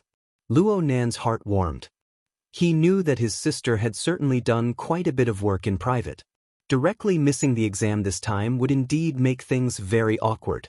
He blurted out, Then I'll treat you to a meal tomorrow as an apology. Emoya sneered, You don't have to treat me. But let me tell you something. Stay away from that circle. That group of bastards have a lifetime of squandering wealth as a foundation. But you don't have anything.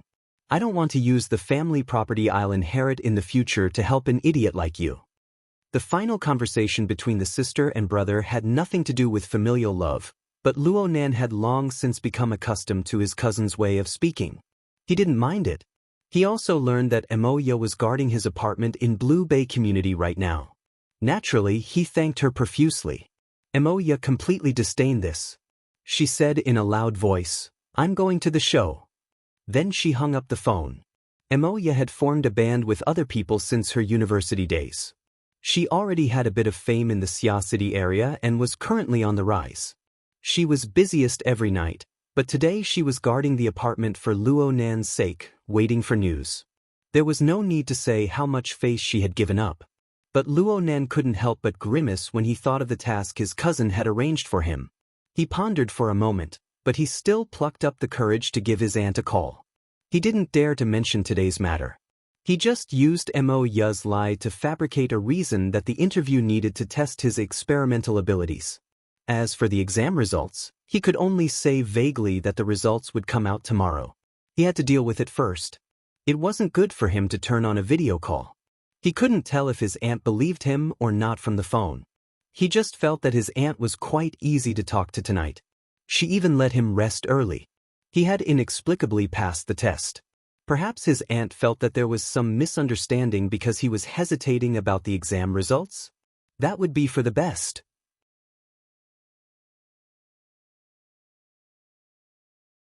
Chapter 26. Genius 1 second. Remember Love Go divided by small?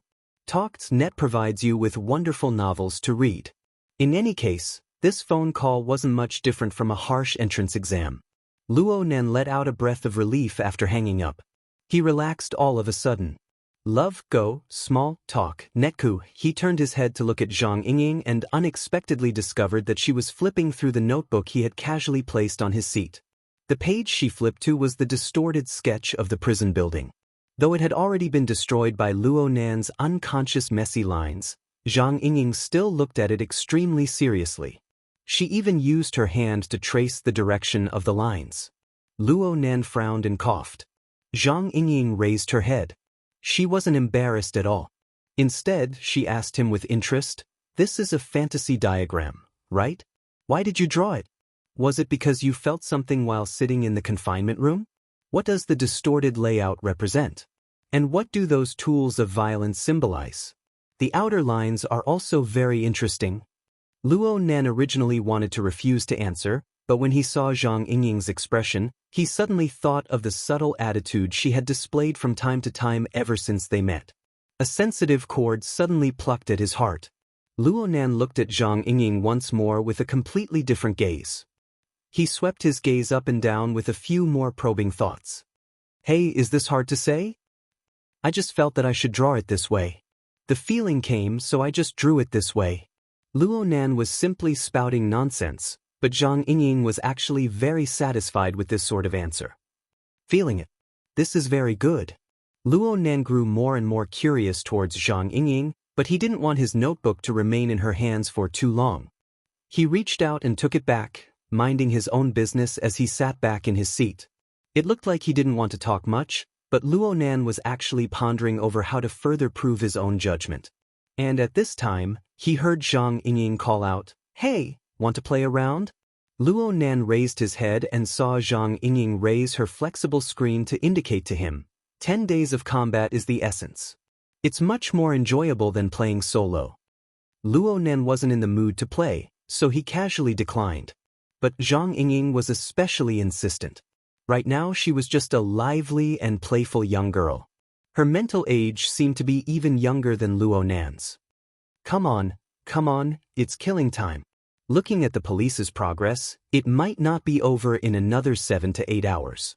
We'll be lucky if we can go home at 5 in the morning. At that time, just send me directly to school. Don't worry, I won't throw you off the warship. The question now is, are we going to play? Zhang Yingying had an impatient appearance. Luo Nan still wanted to refuse, but he suddenly changed his mind when the words reached his mouth. Then let's play a few rounds. Let me say this in advance. I really don't know how to play. It's okay. I'm just killing time. Zhang Yingying was beaming with joy. She looked casual and innocent, which was very different from her previous pretentious attitude. She immediately placed her flexible screen in front of Luo Nan for fear that he would refuse. Come. Let's memorize it first. The 10 days battle is controlled through hand gestures. You should understand this, right? Yes, I know a little. Love Go, smalt say, neka. Luo Nan saw the flashing layers of green light on the flexible screen. He hesitated for a moment, but he still placed his hands on the screen in turn. Soon, the notification sound of the scan being completed rang out. Zhang Yingying snapped her fingers. Done. I'm saying, let the battle begin. Zhang Yingying spread out the flexible screen as she spoke. She placed it on the office table in the room and sat to the other side, facing Luo Nan across the table. She dimmed the lights in the room, making it quite formal. As the command was issued, light waves were projected on the screen. A layer of light blue arc-shaped light film with a radius of nearly 1 meter spread out from the dome. The shades of color changed, and a suitable color scheme successfully constructed the game background of red earth and blue sky, a vast and desolate scene.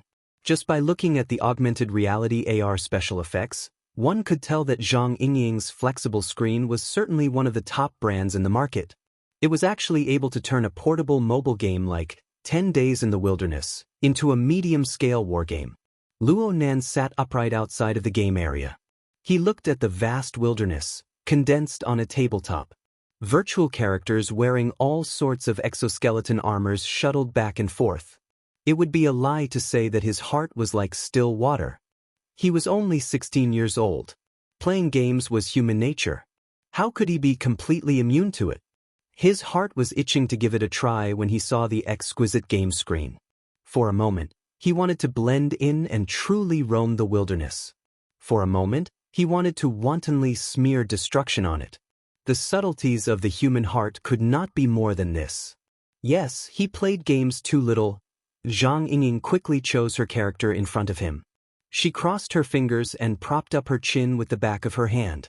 She beamed as she waited for Luo Nan to choose. Don't be anxious. Take your time. I'll let you win. Luo Nan didn't spend too much time. 10 Days in the Wilderness was a phenomenal mobile game that swept the entire world. The highest number of people online at the same time was 970 million. No one had been able to break it to this day.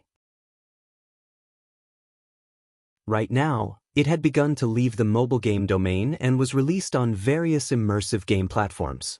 When he was still living at his aunt's house, he had been dragged by his siblings to play against each other. He possessed basic common sense. He only thought about it for a moment before choosing a classic hero that was relatively easy to pick up. The Earth Army's ace in firepower, Haya. The data showed that this robust officer, active in the late 80s, was a walking arsenal with the support of the military's Fiery Eye platform.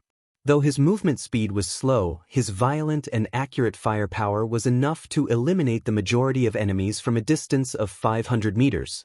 After the character selection was complete, the game automatically configured the battlefield. But when Zhang Yingying saw the character selection, she immediately shouted, "What's the meaning of this? Are you looking down on me? It's fine if you don't choose Deep Blue. Fantasy, Mutant, which one is bad? Are you trying to deal with me by choosing a newbie character?" There were over 100 characters to choose from in 10 Days in the Wilderness. They could be divided into 4 categories: the Standby class, Deep Blue class, Fantasy class, and Mutant class. The Standby class referenced military exoskeleton weapons platforms and famous battle heroes. The Deep Blue class referenced Quantum Corporation's Deep Blue platform's modifications. The Mutant class chose the most typical mutant species found in the wilderness. The Fantasy class was a fantasy weapon with a bold and unconstrained style. Though the game company did a great job of balancing things out, since they were referencing reality, they had to take care of reality. Out of the 4 categories, the Standby class characters were undoubtedly the weaker ones. They completely relied on their character's charm and the newbie characteristics of being easy to pick up. In online cooperative mode, the popularity of the Standby class uncles was quite decent. But in PvP mode, unless it was a newbie delivering food and an expert oppressing a chicken, generally speaking, no one would choose this category. Luo Nan shot a glance at Zhang Yingying. The corner of his mouth twitched when faced with her incomparably indignant attitude. "You're not choosing Deep Blue?" After a strange silence, Zhang Yingying clasped her hands together. She exaggeratedly elongated her voice and her eyes twinkled like stars. "Huh? You don't like the Deep Blue platform either. I hate the color blue the most. I get dizzy looking at it too much." Luo Nan shot a final glance at the female lawyer's sapphire blue scarf and lowered his head speechlessly.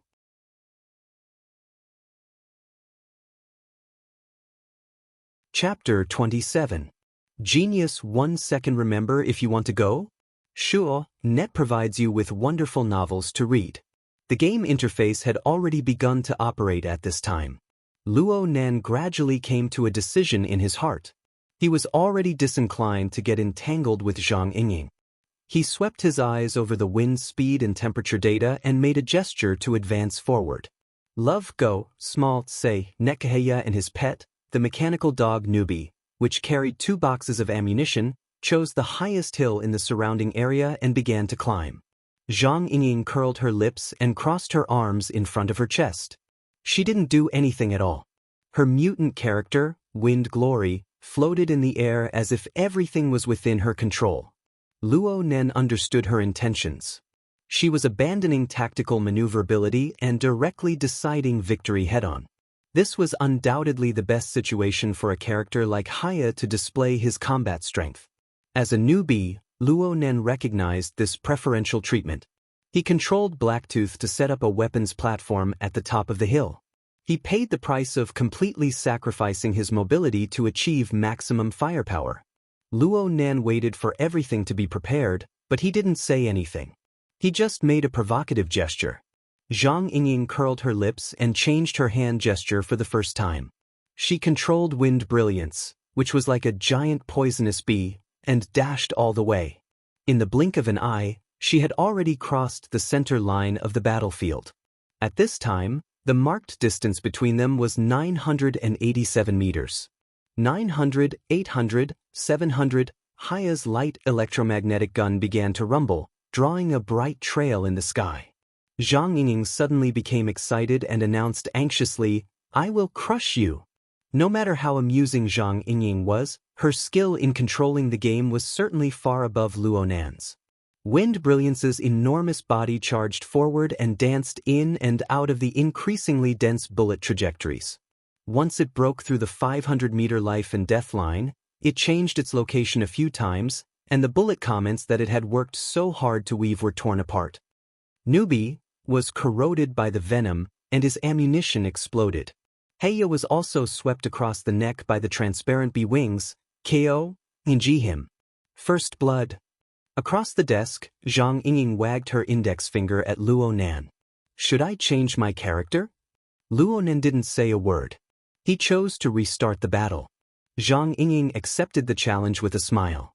While waiting for the battlefield configuration, she sensed something. She raised her head and saw Luo Nan's gaze pierce through the screen of light to fall on her face. It had been a long time since his gaze had moved. He raised his chin slightly and winked at her.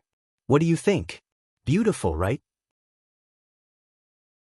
As for whether it was his appearance or his operating skills, that was up to the person to decide.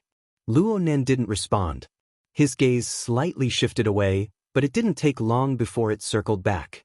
Miss Zhang Yingying was a natural beauty and was not afraid of being stared at. Moreover, there was a game in front of her, so she had to wait until she was satisfied. In the enclosed room, light and shadow intertwined and blurred. Time flew by in another form. Once the battle in the wilderness began, it never stopped. Then, a call came in to inform Zhang Yingying of the latest news. Finished. What time is it? Tiske, they really fought through the night. The counter at the bottom of the screen showed the number of games, game time, and real time at the same time. Love Go, Small Say, Netkuit could be seen that it was already 4:50 in the morning on the 28th. Luo Nan and Zhang Yingying had already fought over 200 rounds, consuming nearly 7 hours. It is indeed a divine creation that kills time. Luo Nan took a few deep breaths.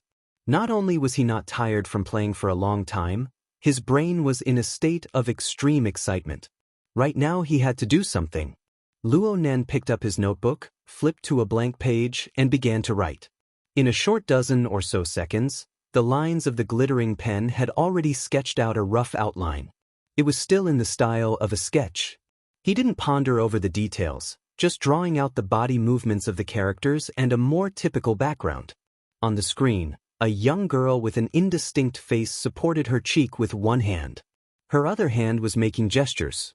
It looked a bit lazy at first glance, but the tension of her body told everyone. Her mind was focused, and she was overflowing with interest. She was playing a game. Whether it was 10 days in the wilderness or drinking or playing finger guessing, in short, it was the same flavor. She was still evaluating her opponent. Perhaps it was because of an intense desire to win, or perhaps it was because of some other goal. Luo Nan's pen paused a bit. He was certain that this was the effect he wanted. Luo Nan had already observed Zhang Yingying for a full 7 hours starting from 10 p.m. last night. Compared to his usual quick observation and quick mastery, this was undoubtedly an atypical method. However, Luo Nan believed that it was worth it. From his perspective, Zhang Yingying was absolutely an object worth recording. But there was one more thing that needed to be displayed. Luo Nan's pen paused, but he didn't start writing for a long time. It wasn't that he couldn't grasp it, but once he started writing, it would be the same as expressing a certain attitude. He could completely wait and observe. He faced the sketch and sank into contemplation. Zhang Yingying had already finished her call. She turned off the game's effects with a bit of regret and said to Luo Nan, "You can go home now. It's just that the phantom needs to be left behind as evidence." "Right. You want to go straight to school? Don't you want to go home and sleep for a bit?" Luo Nan grunted and continued to ponder with his head lowered. The tip of his pen was about to fall, but he didn't. With Zhang Yingying's curiosity, how could she resist this? She immediately moved her head over to look, and then she was stupefied. She instinctively extended her hand to touch Luo Nan's forehead. "You want to hit on me, hey?" Luo Nan didn't dodge, nor did he raise his head. He allowed Zhang Yingying's warm palm to lightly press against his forehead. The tip of the pen in his hand sketched in greater detail. Kids these days matured this early. Zhang Yingying simply wanted to cover Luo Nan's eyes when she saw his cool appearance. But a subtle change in the notebook half a second later sucked away all of her attention. The special qualities of the luster pen actually didn't easily manifest the thickness of the shadows of the lines. But Luo Nan used the right amount of white space to reveal the long and narrow details of the lines. It was like a flowing band of clouds that curled around the young girl's body. It was like this. Even Zhang Yingying herself didn't realize that when she was high playing the game, the aura of her body would surge. Some things would be stripped of their concealment and revealed to the outside world. Perhaps an ordinary person might not be able to discover the mysteries within even if they were equipped with the most advanced scanning equipment. The problem was that ever since Luo Nan was brought along by the burning wraith, his soul had left his body for a walk. The perception of his eyes, ears, nose, and tongue had entered into a special mental plane. He was always able to see some inconceivable things. The room was extremely quiet. It was so quiet that the air seemed to have solidified. Luo Nan maintained his usual rhythm. He stopped writing and put away the pen. Then he connected the sensor pen to the pen tip and placed it back into the pen case. Then he pressed down on the not-so-sensitive pressing pad. He separated the metal ring rack and removed the draft. Having done all this, Luo Nan breathed in imperceptibly. He raised his head and handed over the draft with both hands. "Lawyer Zhang, I gift this drawing to you. Consider it as a token of thanks for today. For yesterday's matter." Zhang Yingying didn't respond in the first instance. She stared at the blurred drawing like she was looking at a mirror. She subconsciously raised her hand and compared it to the surface of the mirror. She reached back and touched the corresponding spot on her body. Her fingertips swept past. There was nothing there. Only her thoroughly tempered psychic senses received the corresponding feedback that originated from her body. "My white rainbow. This is what it looks like." Zhang Yingying was stunned for a full 10 seconds before she suddenly woke up with a start. Her gaze instantly nailed onto Luo Nan's face. Psychic.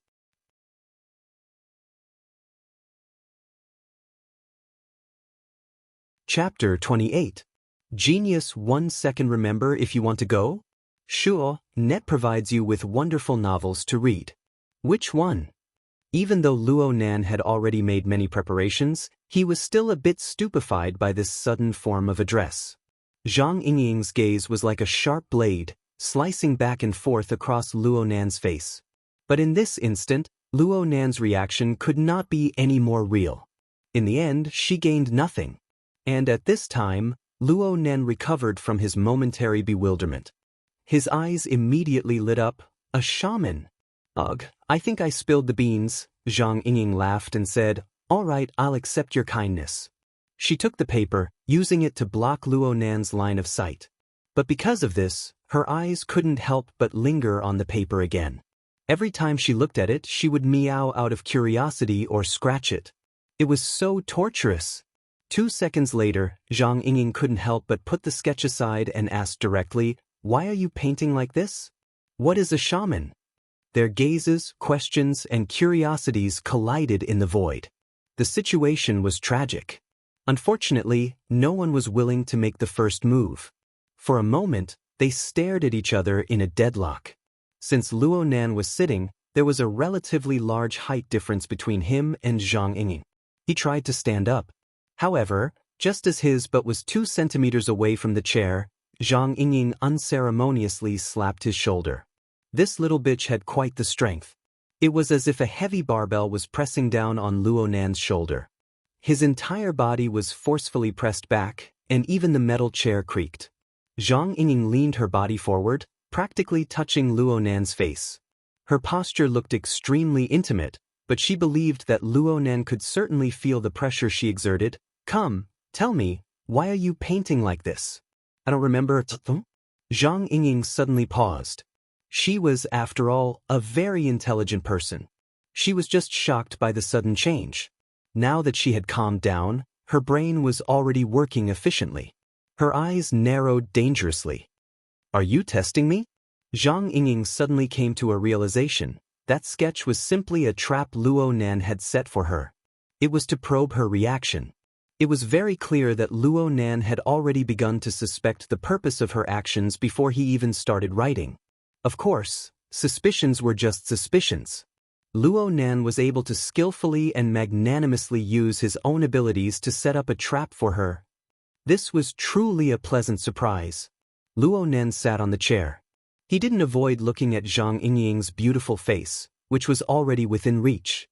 His gaze locked with hers, and his mood actually calmed down. "You were the one who investigated me first. Also, you said that I won't choose Deep Blue because you think that I'll be jealous of Quantum Corporation's continuous production of results based on formatting theory? Then, you must have investigated my family, or at least know about my grandfather." Zhang Yingying rolled her eyes. "Has anyone ever told you that if you remember too many details from a young age, you'll be petty when you grow up? Chicks really do get smaller." After rambling for a while, Zhang Yingying admitted that she was a little angry, so she decided to throw her face to the Pacific Ocean. "If you really mind the investigation, let's continue. Student Luo Nan, aren't you going to talk about your experiences in applying abilities?" Luo Nan remained calm. "I don't know what the ability is called, what its nature is, and what level it is at. I don't know any of this. How could I have any insights?" Zhang Yingying was a bit stifled. She discovered that getting angry with the obstinate hero of darkness was a very meaningless action. There was simply no compromise option in Luo Nan's mind. Showing his cards on the table at the drop of a hat. No matter how much he pretends to be mature, he's still a little kid. After cursing a few times, Zhang Yingying still took a step back in the end. "I didn't expect you to be so lacking in knowledge. I just pity you. Actually, if you look it up on the internet, you'll know that psychics are fellows who can have intimate contact with ghosts, specters, and the like. These people can sense incorporeal objects that normal people are unable to touch, and they can communicate with them. Apart from this, there's nothing special about them. Are you satisfied?" Of course, Luo Nan wasn't satisfied. If there really was nothing special about them, then why did she make such a fuss about nothing? "It's your turn." Zhang Yingying wasn't about to lose out. She tossed out her own question once more. "Why did you add a band of light to my portrait?" "A feeling." Luo Nan held back a bit. He patted his notebook. "I always have a special feeling when I face interesting material. Then I draw it out and strengthen it appropriately. Perhaps this is the psychic ability? Is there a ghost on your body?" "You're the one with a ghost." Though she said this, Zhang Yingying was still quite satisfied with Luo Nan's answer. According to what she knew, the vast majority of psychics in this world did indeed use various mediums and ritual methods to strengthen their originally vague feelings. In the end, they achieved the effect of communicating with the incorporeal. For example, Luo Nan was able to use a pen and paper to vividly display that feeling. Whether it was efficiency or practicality, he was already extremely powerful. It was absolutely not an exaggeration to describe him as gifted. It must be known that right now was the eruption period of the Darksider life form. Zhang Yingying pondered a bit about the application prospects of this ability and felt her entire being become excited. How long has it been since your ability awakened? Are there any more paintings like this? Luo Nan looked at her strangely. Shouldn't it be my turn to ask now? Then I'll ask. Aren't there many ability users like you, Lawyer Zhang? Do you communicate with each other? How do you train and cultivate normally? How are the levels of abilities divided? What stage is my ability in between you guys? Click. Zhang Yingying crossed her hands and decisively called a timeout. Next, she stood a bit further away and looked at Luo Nan from head to toe. She sized him up very seriously and seemed to have realized something. You really don't understand anything. However, you're very interested in the circle I'm in? Luo Nan didn't hesitate in the slightest. Yes. I'm extremely interested. Zhang Yingying blinked her eyes. Even if I'm in an evil organization or simply an extraordinary strength research institute, the kind that specializes in slicing and researching, would it still be the same? An organization? Luo Nan keenly grasped the key point and responded without the slightest hesitation. You guys are already paying attention to me, right? If you discover that I have the so-called psychic ability, don't you want to recruit me? Kidnap and imprison me? Hee, narcissist. Fine. Even if it's like this, shouldn't you be waiting for a good offer under normal circumstances? What's up with you looking like you're in a hurry to apply for a job? Luo Nan thought for a bit and responded like this. Between an outstanding student and an inexperienced employee, I choose the latter. For example, he would rather choose the Mystic Arts Research Society to be an odd-job worker who could carry out independent experiments than go to the Chemistry Society and be an honest, gifted student for a year. He needed pressure and opportunities. After all, he didn't have much capital left. His grandfather's time didn't have much. That circle that could possibly be filled with ability users. Even if he had to crash into it, he had to crash into it. And he had to do it in the most efficient way. Luo Nan stood up and faced Zhang Yingying. Under her stunned expression, he gave a proper bow. Therefore, I ask Lawyer Zhang to seriously consider this and give me a chance to join.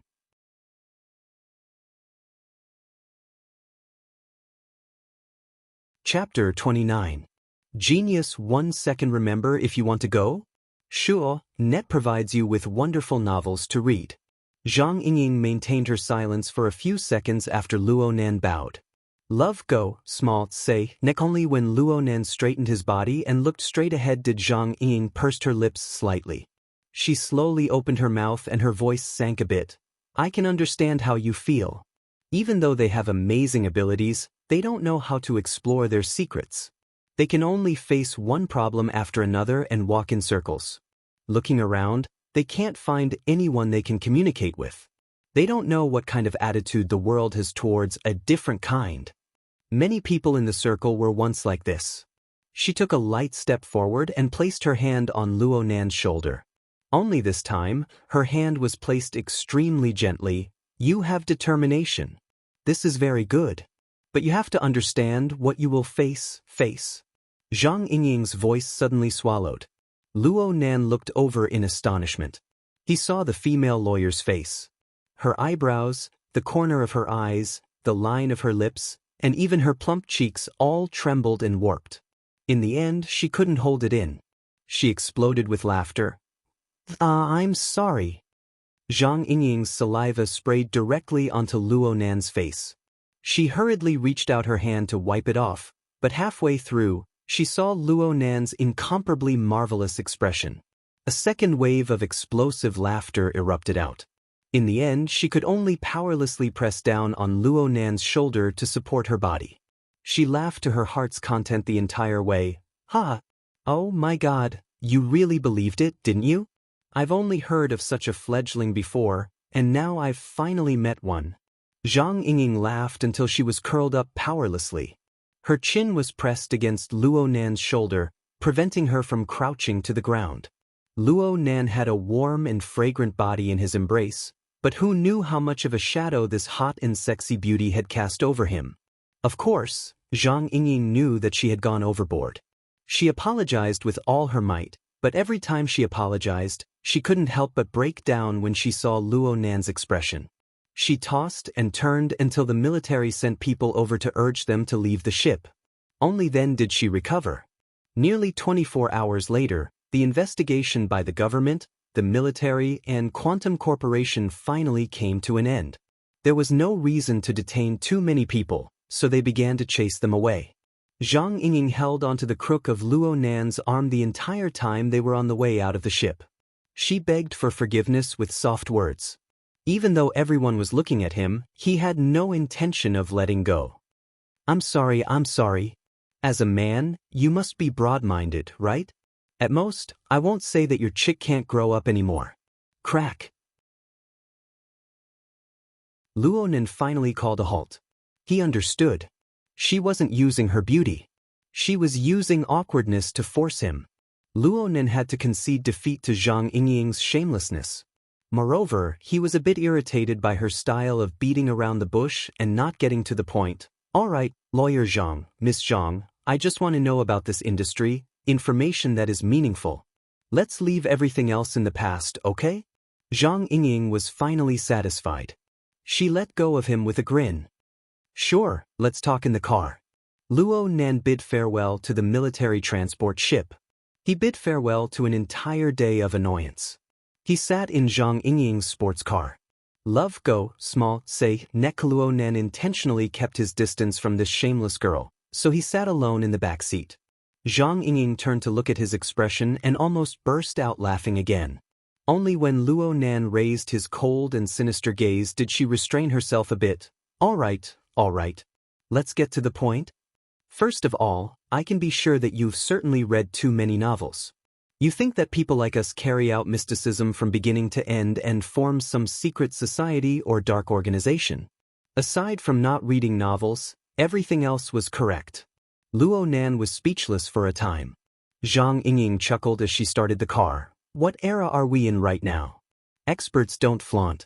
They don't show off their consummate skills. They might as well be dead. Our industry is actually quite active. There's only one reason why you haven't discovered it. There are too few people. The flying car set a path to Acumen College.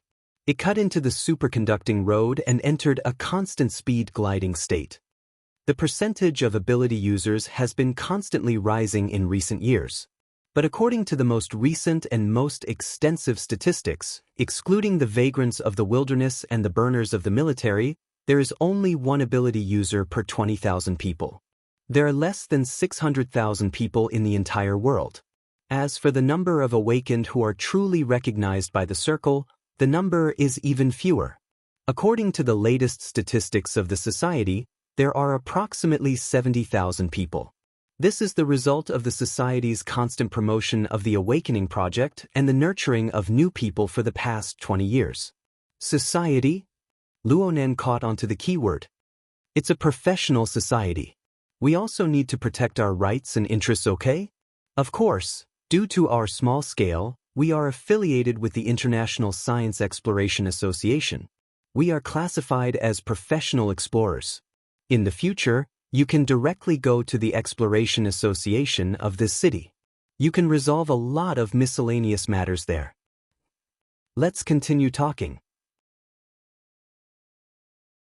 Due to their bloodlines, inheritances, and radiation circles, the distribution of the 70,000 awakened is extremely uneven. There are 88 large metropolitan areas. Some only have 2 or 3 awakened. A relatively lively place like Xia City only has 1,000 awakened. Among them, there is a considerable portion who prefer to adventure and train in the wilderness. There are even fewer awakened who stay in the city. You need to understand. The majority of these 1,000 people have their noses in the air. They are arrogant and unruly. They are eccentric and perverted. If you want to gather them together and form some secret organization.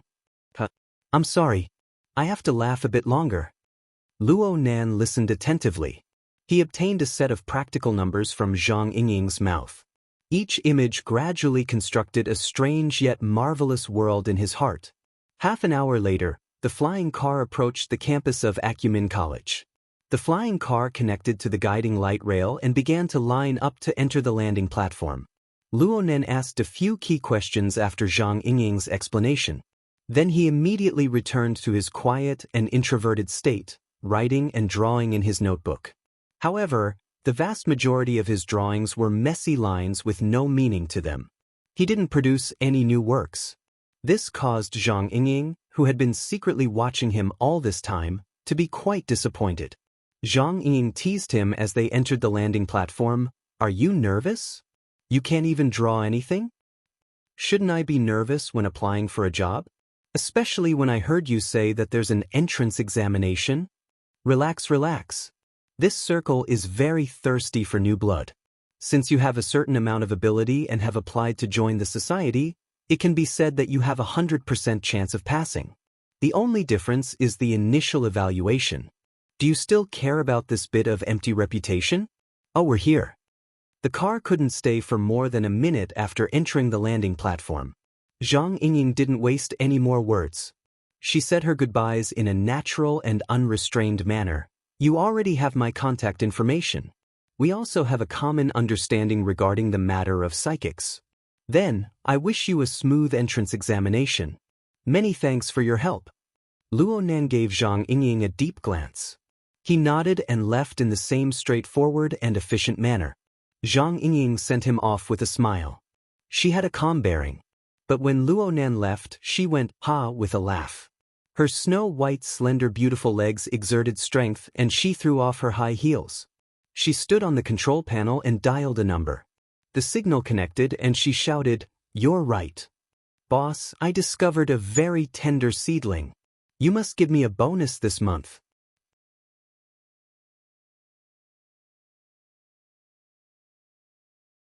Chapter 30.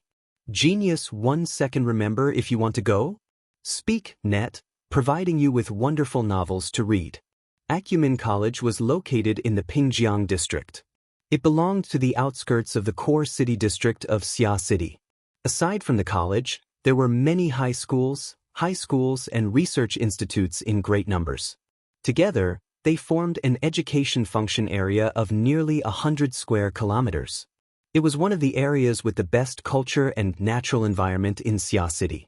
After Zhang Yingying escorted Luo Nan to school, she turned the car around and arrived at a research institute a few kilometers away from Acumen College. This research institute was under the name of the International Science Exploration Society. It was actually a meeting point set up by the awakened. Since the number of awakened in Xia City was sparse, this place was left empty all year round. Sometimes, there would be several months in a row without a trace of a person. However, when Zhang Yingying entered, she saw the rare figure of Aunt Susan, who was on duty. "Hey, Susan.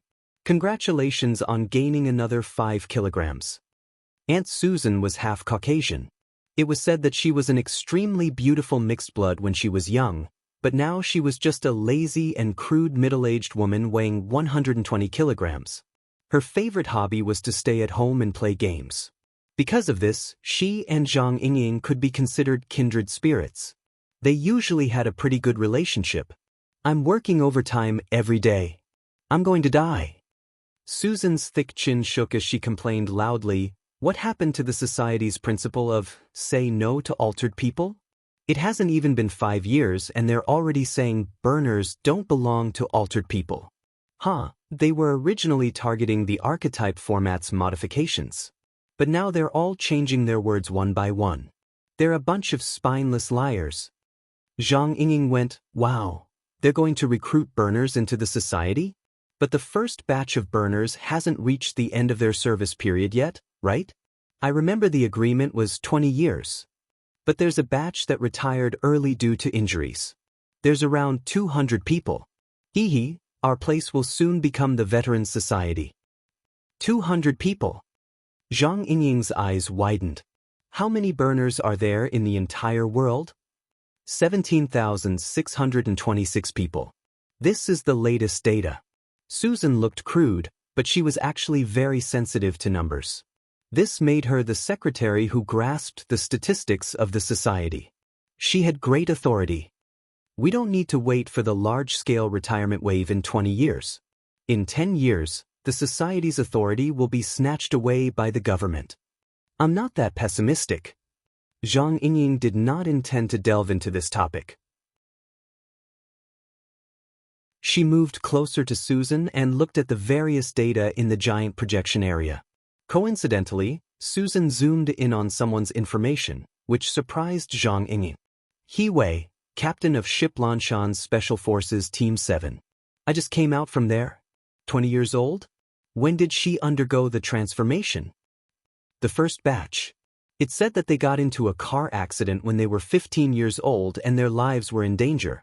They used burners to modify themselves and extend their lives. After that, they developed in the military. They have outstanding military achievements and extraordinary backgrounds. They just retired today. But soon, she will become our vice president. Susan's words were full of sarcasm and ridicule, but when it came to grading, she didn't hesitate to mark this person with a C+. In terms of entrance evaluation, this was already the highest grade. As a matter of fact, the two people present only had a C rating. Zhang Yingying clicked her tongue. Seeing that Susan was going to continue, she quickly pressed her hand. Susan, dear, let me cut the queue. Susan glared at him with her swollen piggy eyes. F***ck off. Do you know how busy I am right now? The grading and data entry of over 200 people needs to be completed within 5 days. Damn it, this isn't something that can be solved with a few keystrokes. Of course. I know you're having a hard time, but think about our friendship. Last week, I accompanied you to play Records of the Fallen Shackles War. That was 3 days and 3 nights. I wanted you to play a few rounds of Wilderness with me later, but you ran away. Susan had a bit of a guilty conscience. I came back to work overtime. The grudges of working overtime will be solved through working overtime. Zhang Yingying picked up her flexible screen and slapped it onto the control panel in front of Susan. It's just this one person. I need him to enter the database today and apply for a grading evaluation. That's all. Susan mumbled to herself, but in the end, she still stopped what she was doing and activated Zhang Yingying's flexible screen. Oh my God. It's 10 days in the wilderness again. Are you still not tired of playing? Susan quickly found the relevant module and connected it to the large projector in front of her. Zhang Yingying had done the preparatory work quite well. It saved Susan a lot of effort. Playbit. Within the projection area, the scene of Luo Nan and Zhang Yingying's match in the game began to be replayed. This included the hand gestures he used to control his game character. It also included the movements of the game character, the changes in tactics, and so on. Zhang Yingying didn't slack off because she had personally experienced it. She continued to observe very seriously. She was even more focused than Susan. Luo Nan was indeed a novice from his control techniques. There were a lot of redundant movements, and there were many times where he would make mistakes. This resulted in weapons not being switched in time, multiple weapon coordination failures, and so on. However, all of this was meaningless from Zhang Yingying's perspective. She wasn't testing Luo Nan's esports level. Instead, she was testing something deeper. For example, when Luo Nan chose the trajectory of Blacktooth's bullets, the lines he drew with his fingers were so precise that it was as if he was using a ruler to trace them. Another example was when he faced Feng Huang's erratic movements.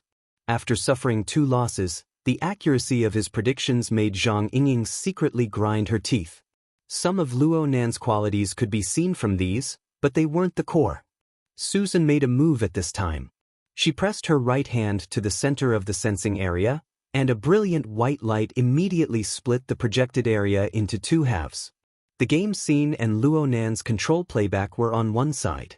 The corresponding real-time data chart was on the other side. As the scene played back, The numbers in many areas on the chart began to jump, pulling out many undulating and fluctuating trend curves. Over half of them were hovering in low positions, and they were relatively flat without any changes. But there were still 3 that had relatively large changes. Zhang Yingning displayed an even more focused expression. The control delay is from 12 to 09, and the stable time is over 4 hours. TSK. This level of concentration, and you say you don't like games. The increase in lethality is between 1% to 8%. It's a bit low, but it's not a problem if it can be increased. Character activation. The degree of personification is from 52% to 72%. 20 points. Passing is not a problem. Zhang Yingning let out a long breath. Not to mention the ability, his basic qualities weren't without redeeming qualities. This made people a lot less worried. Another non-combatant. Your firm really doesn't have anyone else. It's not easy to make money with this kind of target, okay? Susan curled her lips and used the software to give a preliminary evaluation. Name, Luo Nan. Age, 16 years old, puberty, ability direction, mental enhancement, precision, level determination, unawakened, no points, potential standard, E+ recommended direction, precision control, maintenance and production. Susan skillfully imported the data into the Society's exclusive database. She pressed a button and the system automatically sent out a contact message. It connected with a certain fledgling several kilometers away.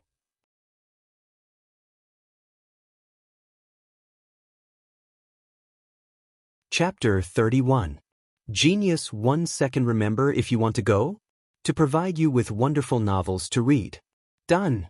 After finishing, Susan waved her hand to signal Zhang Yingning, who had disturbed her overtime, to scram. Zhang Yingning shamelessly refused to leave. Wait, I want to see who's participating in the actual assessment. Why do you care? Doesn't your firm only show its strength during the awakening ceremony? Within the professional association, there were 3 stages of care for newcomers. Altogether, there were 3 stages: assessment, awakening ceremony, and professional designation. Among them, the assessment was the most formalistic. To truly influence the newcomers and form cliques, they had to wait until the last 2 stages. Zhang Yingning giggled and replied, "We're very optimistic about this newcomer." You say that every time. Susan frowned. Yingning, is it interesting to ponder over newcomers every day? Moreover, they're all non-combatants. Their awakening is a bit easier, and your family's Empress Wu is indeed a specialist. She's guided quite a few people over the years and earned a lot of wealth. But in our circle, this is the most important. A fat fist lightly pounded on the sensing area, emitting a muffled sound. Too much wealth attracts thieves. A tall tree attracts the wind. The richer you are, the more people will think about you. Look, 70% of the people in the hidden indigo firm are non-combatants. How can you guarantee your safety? You should know that not everyone inside and outside the association is willing to chat and talk business with you. Zhang Yingning's eyebrows jumped. Humph, that group of jealous people. They didn't even think about it. From Wu Jiaoyi to Her Majesty, it's only been a few years. My dear Susan, I know you're doing this for my own good. She revealed a smile as she spoke, wanting to hug Susan's fat face and give her a sweet kiss. Susan unhappily pushed her away.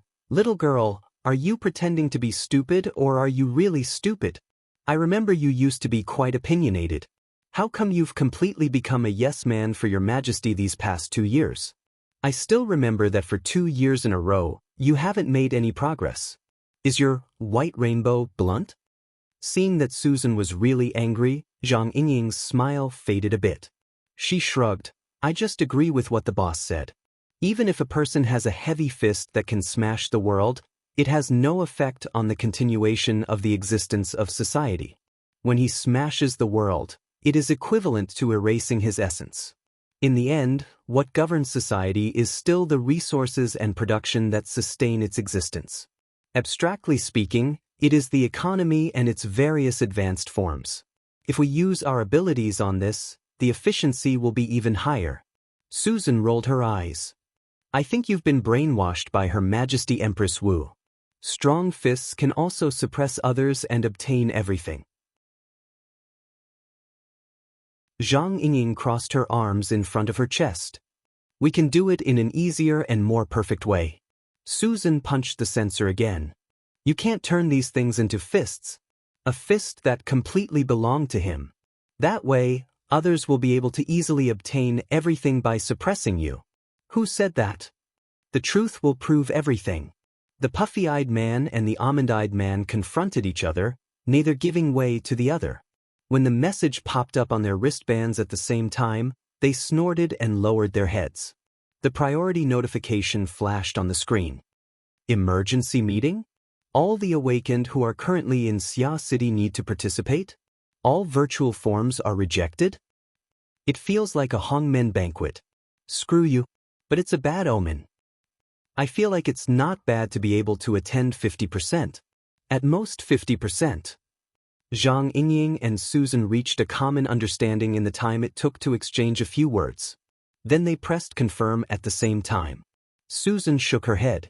She no longer paid attention to the half-finished work. She raised her fat body and prepared to turn off her phone and leave.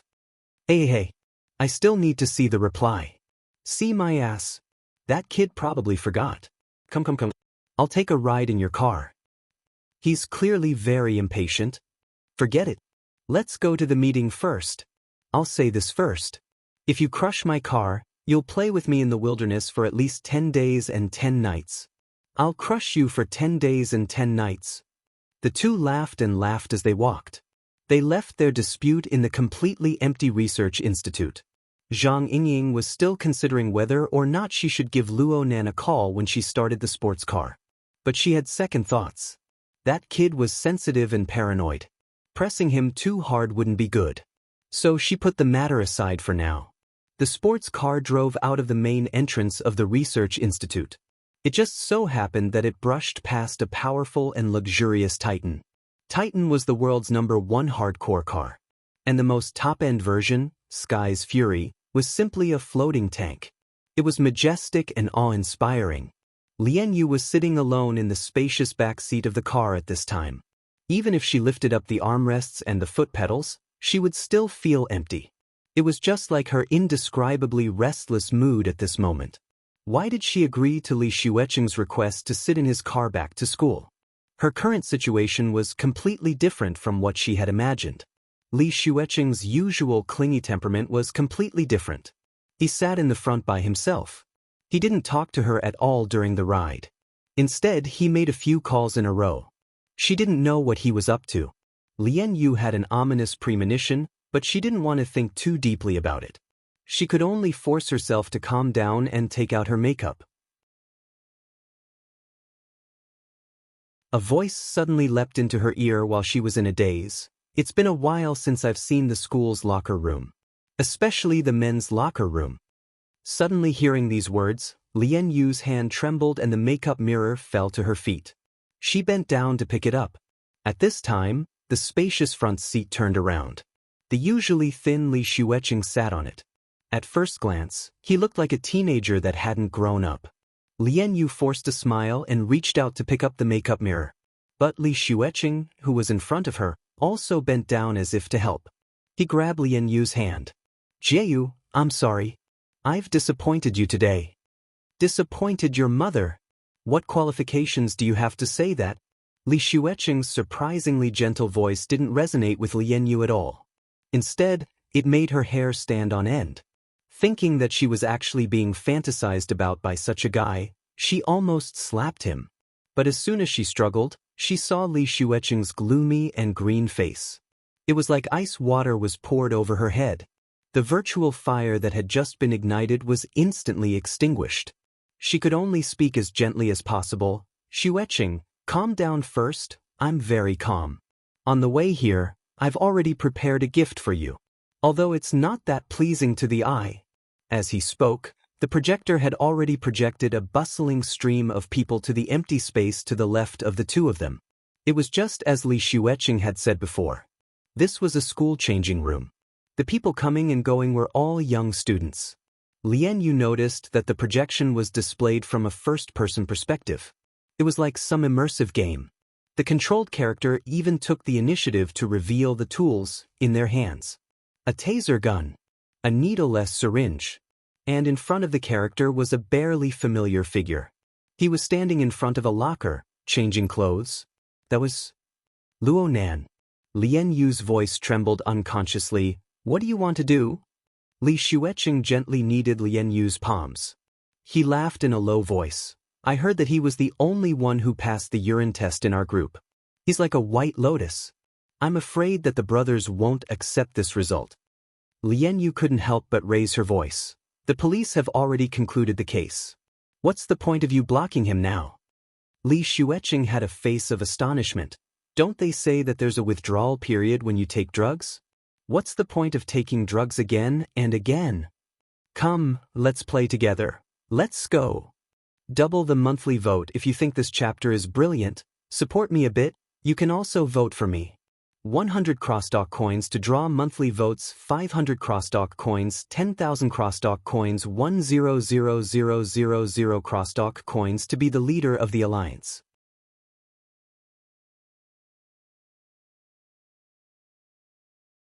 Chapter 32. A Genius in 1 Second. Remember love? Speak, Net, providing you with wonderful novels to read.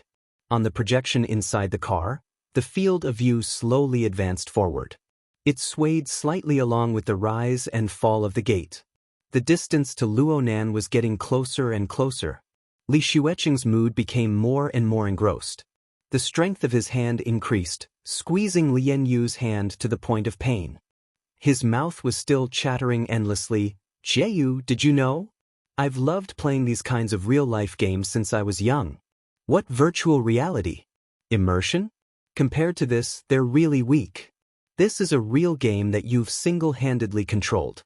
In this place, there is absolutely no such thing as within 3 steps. The enemy is the enemy of a country. No matter how amazing the target is, he can only touch my puppet at most. He can't touch the incorporeal threads woven by money. He can't even touch me. Look at their helpless and irritated expressions all the way to their complete failure and collapse. There's nothing more interesting than this. Lian Yu's legs were already trembling unconsciously. The current Li Xueqing looked far too unfamiliar. Although this fellow was petty in the past, he was still quite careful with his face. He absolutely wouldn't have this sort of heartfelt monologue. He was clearly rolling in the mud, yet he still had an intoxicated expression. His entire person was already twisted. It seemed that the humiliation of being scared unconscious by Luo Nan yesterday had stimulated him into a madman. Lian Yu was fully aware that there was simply no way to communicate with a madman. But the problem was that Li Xueqing had an incomparably expectant expression, waiting for her response. She slightly moved the corner of her lips. She thought for a long time before squeezing out a few words. Wouldn't it cause too much of a commotion if we fight here? If everyone sees him being attacked, then his withdrawal period. Li Xueqing's expression became gentle again. He gently caressed the back of Lian Yu's hand. Jieyu, you're worrying too much. I'm not that stupid. Right now we're just feeling the atmosphere. A good game's plot must be solid. It can't be simple and crude. Come, let's watch together. As he spoke, Li Xueqing's hand exerted a bit more strength. Lian Yu didn't react at first, but her hand was pulled again. Only now did she wake up. After a bit of hesitation, she slightly lifted her butt to get up. The next moment, Li Xueqing, who was already impatient, forcefully pulled her into his embrace. Lian Yu let out a low cry, and was already embraced by Li Xueqing. Fortunately, the madman's main focus was not on this. After a deep embrace, he rested his chin on her shoulder and pressed his face against hers, maintaining an intimate position as he continued to observe the game. Since the two of them were now at the same angle, the car's AI very humanely expanded the projection range. With the support of the first-person perspective and the immersion function of the contact lenses, it was almost the same as being there in person. The recording and playback equipment faithfully restored the original sound environment in the changing room, and the buzzing sound waves made Lian Yu even more upset. Acumen College started from the 7th grade and implemented the Western style of rotating classes. There were no fixed classrooms. The students were like wild chickens, gathering and dispersing from time to time. Among the few crowded areas, the locker room was probably the noisiest. Every morning before class, hundreds and thousands of people would enter and leave the school. Countless rumors and gossips were like the buzzing of flies that would never stop. All of Luo Nan's classmates were in the vicinity of his locker. But this group of people came and went, and not a single person greeted Luo Nan. An invisible person. Li Xueqing observed Luo Nan's movements with the attitude of controlling everything. He laughed happily, "You'll become famous soon." Just as he said before, Li Xueqing wouldn't go as far as to electrocute and inject Luo Nan in public. This didn't meet his expectations. He needed to properly deal with this fellow.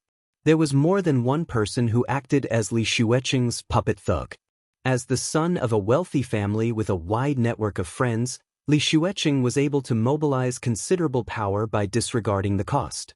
Luo Nan finished changing his clothes and left with his old clothes. He was probably going to send them to the laundry room. Just as he moved, there were 4 or 5 people in the surrounding chaotic stream of people who followed him one after another. The upper left corner of the projection was like the mini-map of a classic game. The structural diagram of the nearby rooms was brought out. Li Xueqing was brimming with interest as he chose the location and method. "What do you think? Should I shove his face into the urinal? Or should I stab his butt with the shower head? Or should I shove him into the tumbling bucket?" Lian Yu's face was cold. She didn't say anything. Luo Nan's life or death had nothing to do with her. But she had inexplicably sunk into this storm. Not only would she be taken advantage of, she might even face Xie Juanping's wrath afterwards. It wasn't worth it no matter what. The carrier of the first-person view sped up as well. The image shook more and more violently, and Li Xueqing's breathing grew more and more hurried. Luo Nan turned the corner and a few of his puppet thugs turned as well.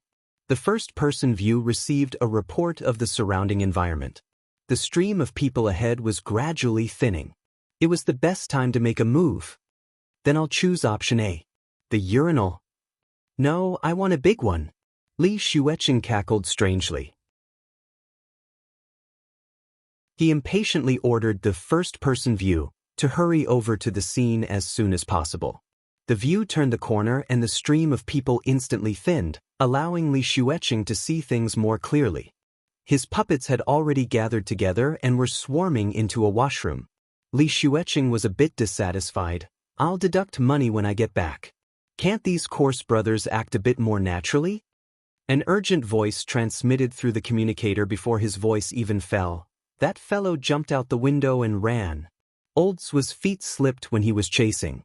"He's stuck at the window. We have people outside. We've blocked him." Holy crap. The situation became chaotic beyond control in the blink of an eye. Li Xueqing's expression was stiff at first, but he couldn't restrain his smile in the next moment. Yeah, right. If it wasn't this troublesome fellow, then what would be the point? See, this plot would be interesting, wouldn't it? He actually wasn't in a rush or impatient. He ordered the first-person view to walk out of the changing room building and chase in the direction indicated by the communicator. Li Xueqing was also a fellow who was good at spending money. The campus gangsters he hired were experts in the art of blocking people. Even though he didn't know how Luo Nan discovered that something was wrong, a group of big and tall youths still managed to block Luo Nan in a shadowy corner behind the building after 2 minutes of chasing. By the time Li Xueqing got close, the situation was already nearing its end. The campus gangsters wielding soft rods, knives, stun guns, and other light weapons had fallen to the ground. But they were able to forcefully stab Luo Nan's ribs with electric sparks. Luo Nan convulsed as he bent over. Li Xueqing clapped his hands in laughter as he watched. But in the next moment he saw Luo Nan, who was about to be submerged in the stream of people, raise his head inexplicably. His gaze actually stared straight at Li Xueqing's position. It was as if Luo Nan was looking at Li Xueqing from a distance. Before Li Xueqing could come back to his senses, a deafening roar rang out behind his first-person view ear. It was the same as exploding next to Li Xueqing's ear. "What the hell are you guys doing?" His body trembled, and his first-person view field of vision instantly transformed into a rapidly magnified lawn. Then it became a field of pitch-black darkness. Monthly votes counted in double. If you feel that this chapter was brilliantly written, support me a bit, you can also vote for me. 100 crosstalk monthly votes, 500 crosstalk monthly votes, 10,000 crosstalk monthly votes, 100,000 crosstalk monthly votes to be the leader of the alliance.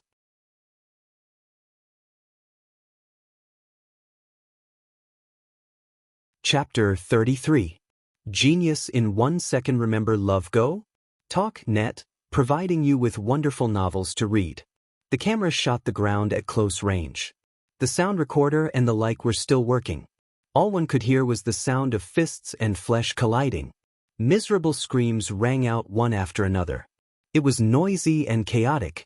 In the end, it seemed that a group of people had chased far away. Only then did the scene return to tranquility. Li Xueqing was speechless for a time. When he came back to his senses, he saw that the first-person view wouldn't be able to stand up for a while. He tried to adjust the camera remotely, his mouth still muttering, "If I had known earlier, I would have used the hovering type." The camera suddenly shook greatly. The scene changed. It cut through the building, the lawn, the sky, and the intermittent silhouette of a person. The shaking made one's eyes dizzy. "Steady down."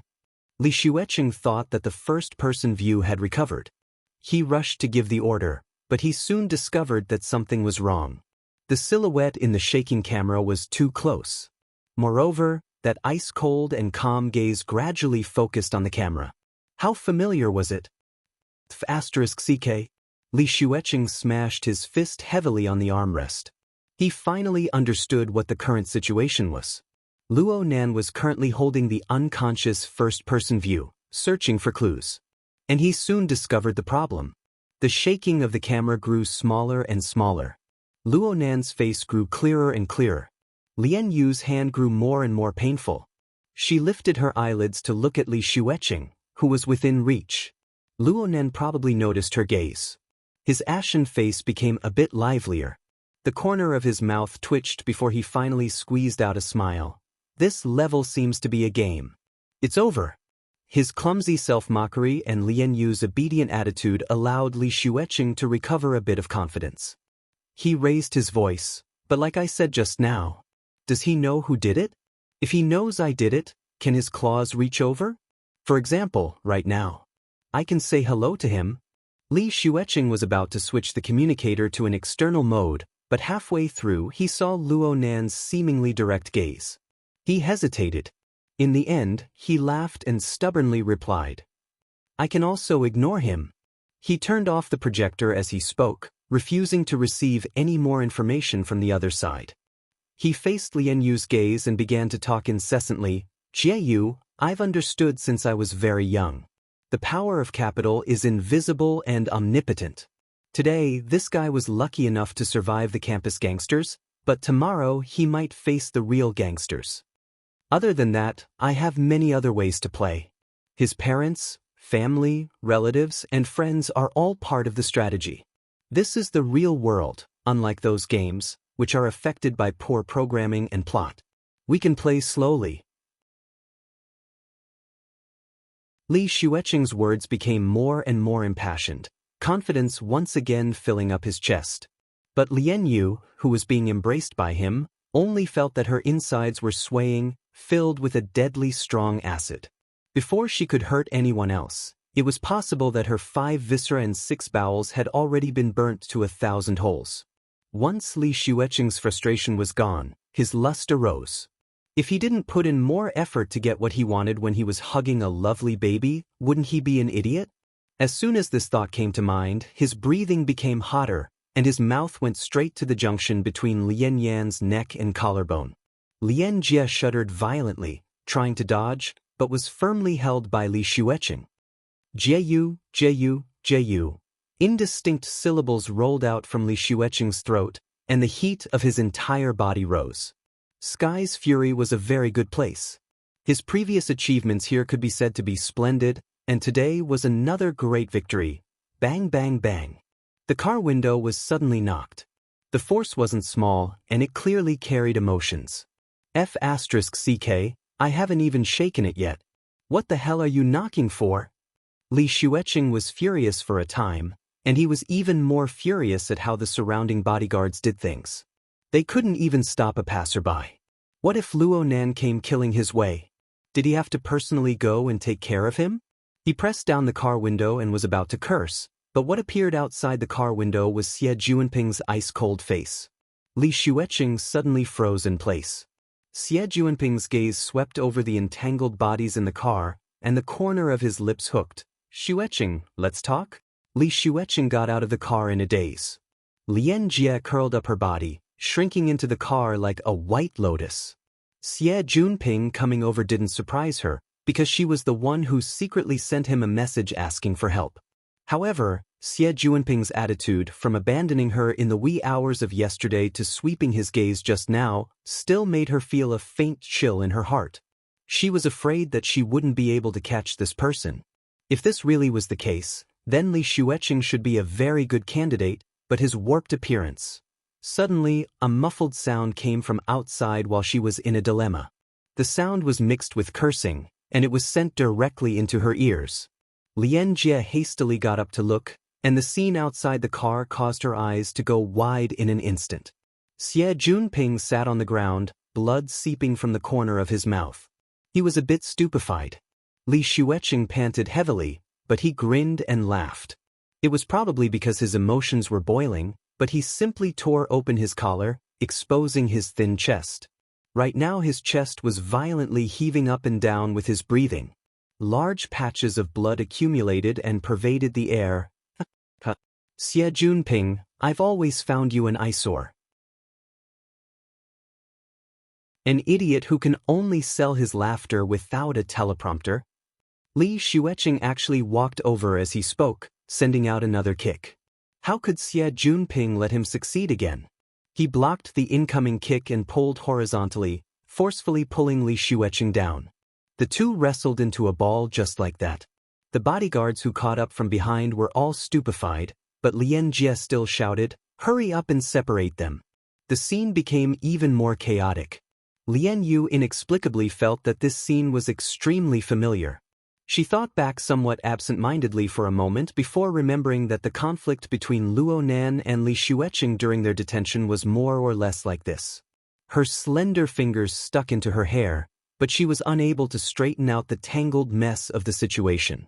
In the end, she could only ask the heavens speechlessly, has this world gone mad? The chaotic state of Acumen College had just calmed down at this time. Luo Nan raised his wristband and pressed confirm on the confirmation email sent by the International Science Exploration Society. This task should have been completed 20 minutes ago, but he never had the leisure to do so. This was because he had an intense feeling of being spied on ever since he entered Acumen College. It was like many people were staring at him with fixed eyes. At first, Luo Nan thought that it was some kind of illusion, but this feeling grew stronger and stronger. In the end, he even heard a low crashing sound. He was very familiar with this sound. It was the heavily chained crow that he visualized. He didn't know why, but it actually took the initiative to connect to reality. It was simply a copy of the Divine Soldier's Warning scene from a legendary novel. Because of this, Luo Nan really did pay attention. After a few rounds of observation, he finally discovered that he was being watched by many people. He found an opportunity to jump out the window and escape. Who knew that the other side would bring out such a large force to block him in the end?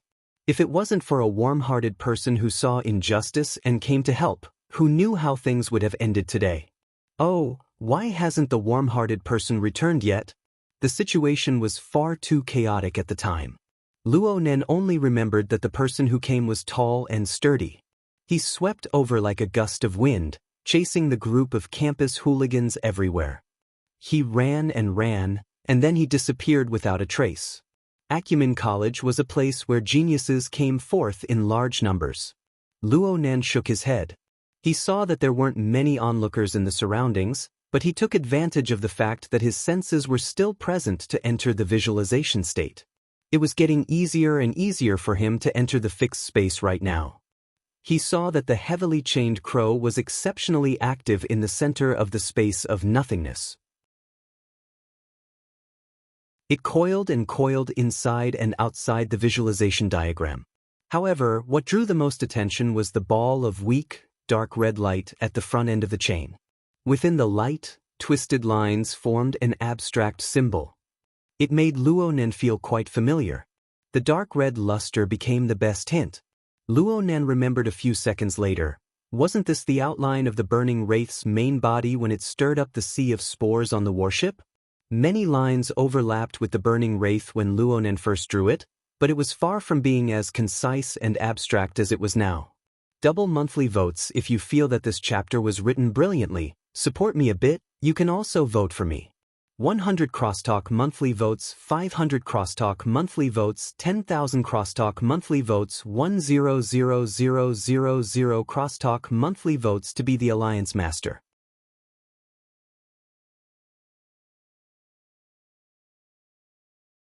Chapter 34.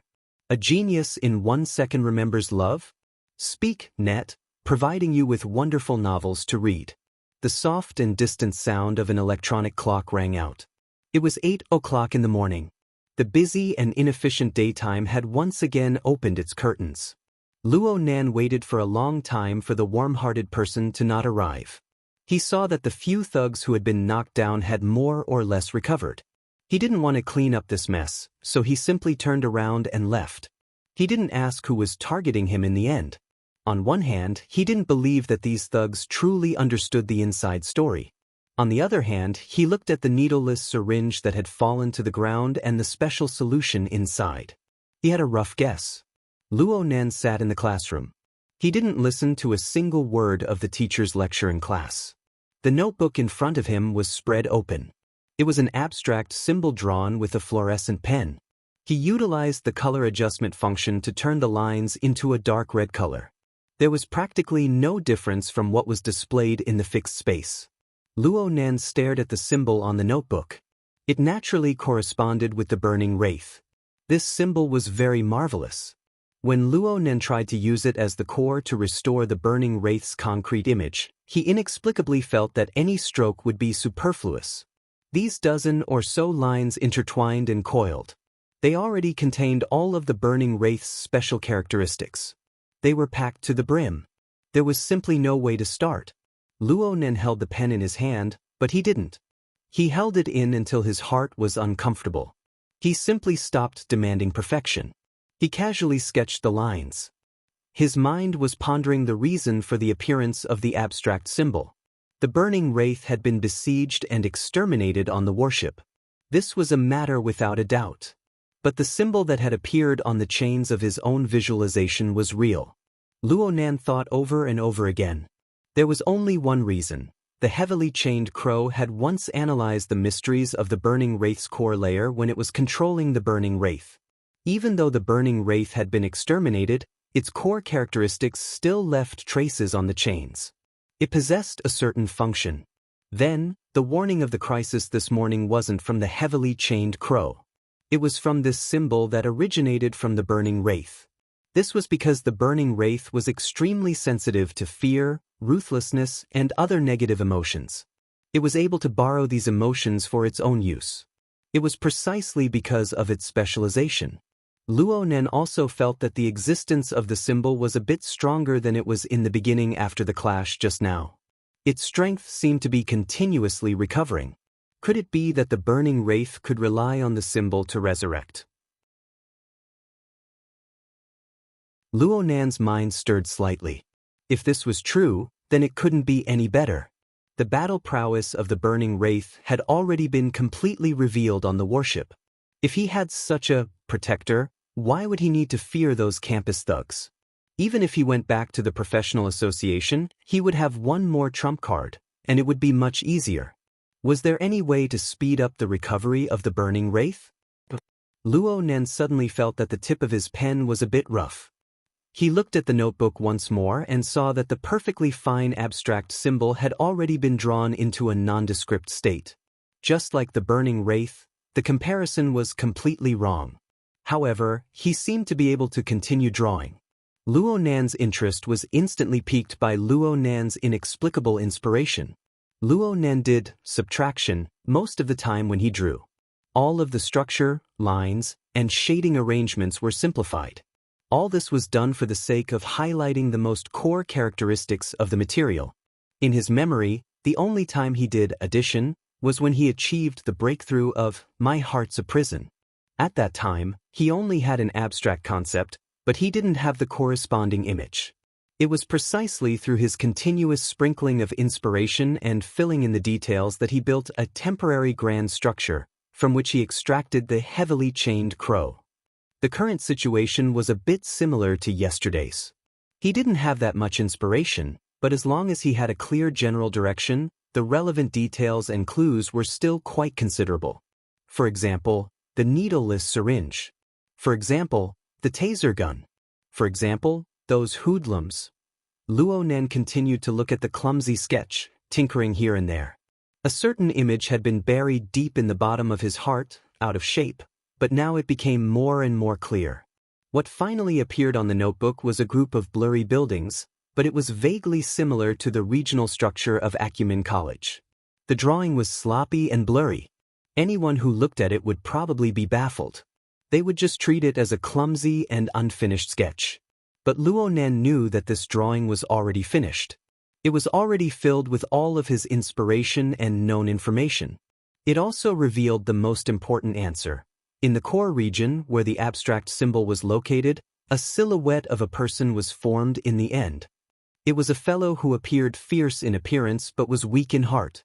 He used exaggerated body movements to conceal the fear in his heart.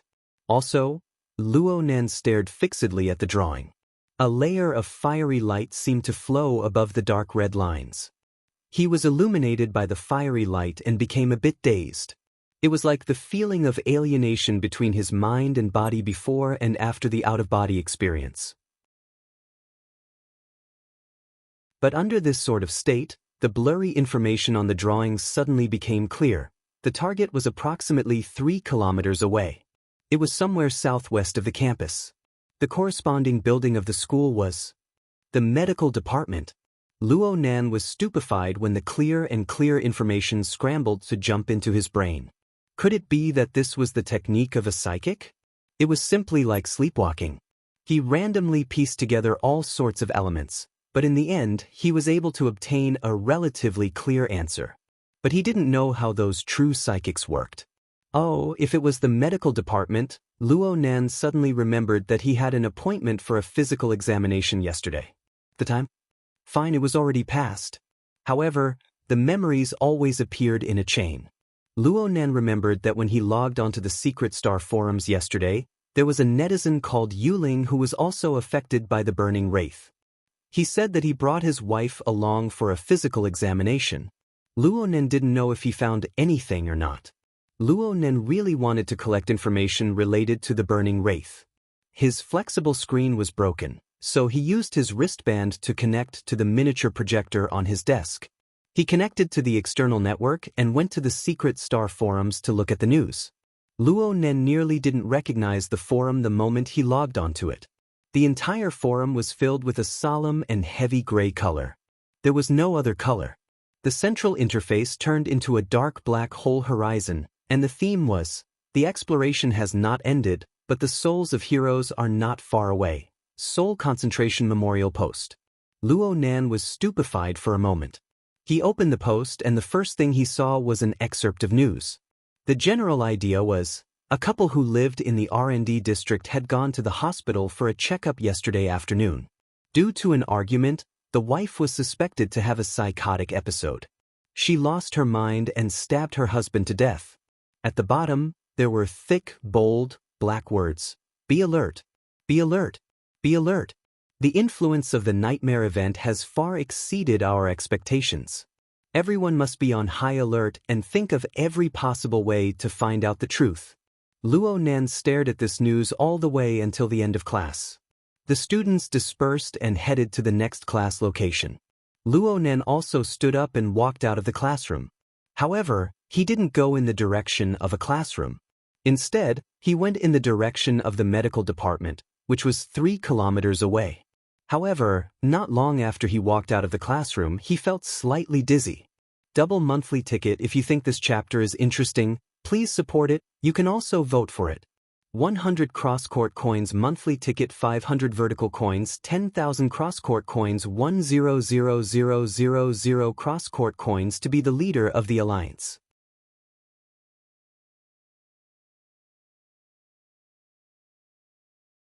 Chapter 35. A Genius in 1 Second Remembers Love?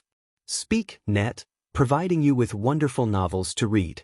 Luo Nan stood firm with a single step, enduring the initial period of dizziness. After a while, he tried to move his hands and flexed his toes. Sure enough, he discovered that some of his fingers and joints were sore and numb.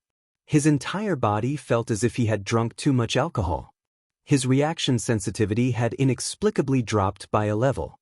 Moreover, the state of a spring of ideas and flashes of inspiration were no longer present. It was as if his brain was covered by a layer of membrane. He was drowsy and wanted to sleep. Luo Nan didn't panic. He just sighed. It's still here. Since he was detained on the warship yesterday, he only came out in the wee hours of the morning. It was impossible for him to concoct drugs again. Well, with the state of his drug reserves, there was nothing he could do even if he went home. Therefore, the daily work of concocting drugs that he had painstakingly maintained for nearly 5 years had finally come to an end. The discomfort he felt just now mostly came from the abnormal activity of his nervous system. It could be considered a kind of drug withdrawal reaction. Luo Nan had been mentally prepared for this after the problem with his drug channel. He was also very vigilant when he accelerated his metabolism yesterday. He just didn't expect that this problem would only erupt now that the stage of tight defense and slow defense had already passed. Luo Nan swayed as he walked a few steps. He felt fine. He could barely hold on. But he didn't need to look in the mirror to know that his face was certainly terrible. Well, now he had a legitimate reason to go to the medical department. 20 minutes later, Luo Nan strolled slowly into the medical department. This was the medical department of Acumen College. It was also a rather famous general hospital in Xia City. It was open to the students of the college for free. But before entering, one must first make an appointment online and have their identity verified. Luo Nan's criteria for making an appointment with a doctor was very simple. He would choose the one with the longest queue. After making the appointment, he ignored the information on the appointment form and strolled around the medical department. It looked like he was wandering aimlessly, but his target senses were already extremely clear when he stepped into the main building of the medical department. It should be around 70 meters to the east. That was the inpatient department. Luo Nan could even feel that the target's heart was overflowing with resentment and fear as he got closer and closer. The target's heart was coiled and roasted in an extremely warped manner. There was also an unending stream of distracting emotions mixed in. It was like a barbecue steak that was endlessly sprinkled with seasoning. Why was he thinking this? Right when he was baffled by his own thoughts, his feet began to sway slightly. The shaking soon became violent. The doors and windows of the medical department creaked. Not again. Amidst the commotion, the patients, students, and professors of the medical department rushed out of the buildings like ants moving. In just a few minutes, they filled up the central courtyard. Love Go, Small, Say, Neck. The hospital's emergency escape routes were also opened, ready to evacuate the critically ill patients at any time. But that was all an earthquake could do. The regular earthquake lasted for about half a minute, followed by 2 aftershocks, and then silence. Curses could be heard from all over the courtyard. The seismic activity in Xia City over the past half-month had caused special public places like the hospital to be jittery at the slightest sound. Every time there was an earthquake, they had to evacuate the people according to the regulations, and only then would they start the treatment business. Going back and forth, they could be considered lucky that there were no medical accidents. Luo Nan walked a few steps within the bustling and chaotic stream of people before suddenly coming to a stop. This was because he sensed that his target, who had been in the inpatient department, was moving at high speed. A few seconds later, an electric sightseeing car drove out from the inpatient department on the east side. It passed through the pedestrian walkway, and there was a young man dressed in casual clothes on the car. There were also a few strong men who looked like bodyguards. Luo Nan's gaze locked onto the young man's face. He recognized this person, so it wasn't unexpected at all. Yes, it was Li Xueqing, who had been suffocated and fainted by Luo Nan's hypnosis technique yesterday. It looked like Li Xueqing's condition wasn't all that great. His face was bruised and swollen, and his expression was dispirited, but he was also extremely anxious. He chattered endlessly to the bodyguard next to him, and he even fiercely slapped the bodyguard's shoulder and back when he spoke intensely. He gave off the feeling that he was a first-rate neurotic. Li Xueqing, in this state, naturally couldn't see the great enemy within the stream of people on the side of the road. Instead, Luo Nan heard his own name from the few words that leaked out. Sure enough, it was this person. Luo Nan cast his gaze over, but a sudden change occurred before he could think of what to do.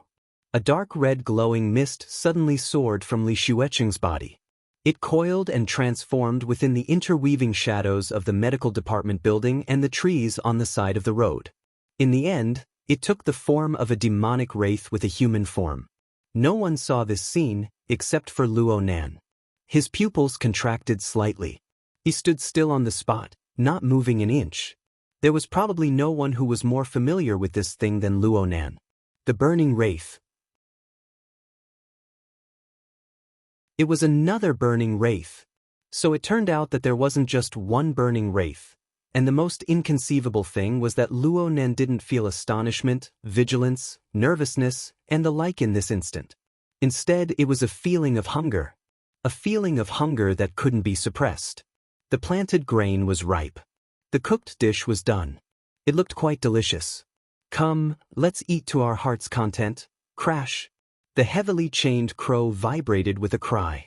Its sound was like a sharp needle that fiercely pierced into the space between Luo Nan's eyebrows. Luo Nan shivered fiercely. Whatever delicacy, whatever hunger, all shattered in an instant. On the contrary, this brand new burning wraith before his eyes radiated a scorching power from the mental plane. It came pouring down towards Luo Nan. This power was clearly filled with hunger and greed. The wraith flew and pounced down towards Luo Nan. Luo Nan still didn't move an inch. He was deep in thought. The intense instinct of greed that came from this burning wraith was declaring something to him. At the same time, he was stimulated by the rapidly approaching threat. The rattling of the chains resounded in his mind, layer upon layer. The power that came from the body-mind format accumulated endlessly through this form until it reached a certain upper limit. In the next moment, the boundary between reality and illusion was torn apart noiselessly. The heavily chained crow leaped out from the space between Luo Nan's eyebrows. It collided head-on with the pouncing burning wraith and struck inside in an instant. Buzz. A miserable shriek that only existed on the mental plane shone into reality for an instant. The hundreds of doctors, nurses, students, and patients all had a moment of absent-mindedness. But soon, this fuzzy feeling disappeared without a trace.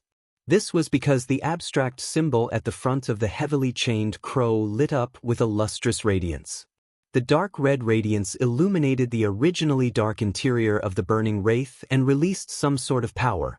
It transformed into a rapidly contracting whirlpool in an instant. The power of the whirlpool was extremely powerful. In the blink of an eye, this new understanding of the burning wraith no longer took shape. A large portion of its body was sucked into the abstract symbol by the whirlpool, increasing the brightness of the symbol. There was also a small portion that simply collapsed and dissipated in the void. The bodyguards' cries of alarm rang out from the electric sightseeing bus that just brushed past them at practically the same time. Li Xueqing, who had just been violently lashing out, suddenly fainted in the bus. He was unconscious. A small commotion appeared in the courtyard. Li Xueqing was hastily carried off the bus by the bodyguards and laid flat on the lawn to the side. His pupils were rolled back and he was foaming at the mouth. His face was ashen like a corpse. Luo Nan turned his eyes to see the life force that belonged to Li Xueqing. It was like the floodgates had been opened and a flood was released. A large amount of it leaked outwards. It transformed into wisps of light smoke on a level that the naked eye couldn't detect. It followed the collapsing burning wraith and was drawn into the void vortex. Luo Nan's eyebrows locked tightly. His mind stirred slightly and the heavily chained crow retracted. The dark red abstract symbol also retracted into the space between his eyebrows. The void vortex disappeared. The process of Li Xueqing's life force leaking out came to a screeching halt, but he had already sunk into a state of deep unconsciousness. Luo Nan stared at the unconscious Li Xueqing on the lawn with a grave expression. Victory was like crushing dry weeds and smashing rotten wood, but he didn't feel happy at all. Luo Nan shifted his gaze away from Li Xueqing's body after a moment. He turned towards the nearby crowd. Some people were watching curiously. Some people shot a glance and then completely ignored him. There were also doctors and nurses who rushed over. What couldn't happen in the hospital? Everything was a change in reality that people could understand. But who knew that on a plane that they couldn't touch, there were incorporeal wraith arrogantly coming and going, eroding people's hearts and sucking away their essence and energy. Luo Nan was one. Li Xueqing was another. Perhaps, the soul couple that had a human tragedy happen were also of this type. How many more? Just how many demons had been released from that roar in the R&D district?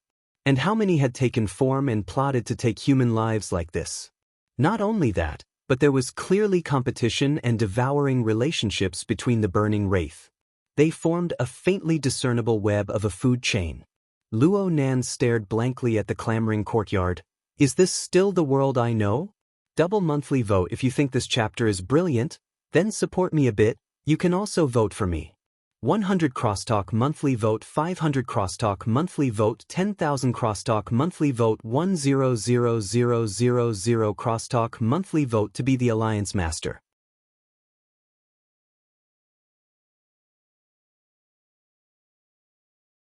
Chapter 36. Genius 1 second. Remember love, go? Speak, net, providing you with wonderful novels to read. The office of the Xia City branch of the International Science Exploration Association was located on the 18th floor of the Shangding Triplex office building in the Lilan district of Xia City. The location was a bit lower, only 50 meters above the ground.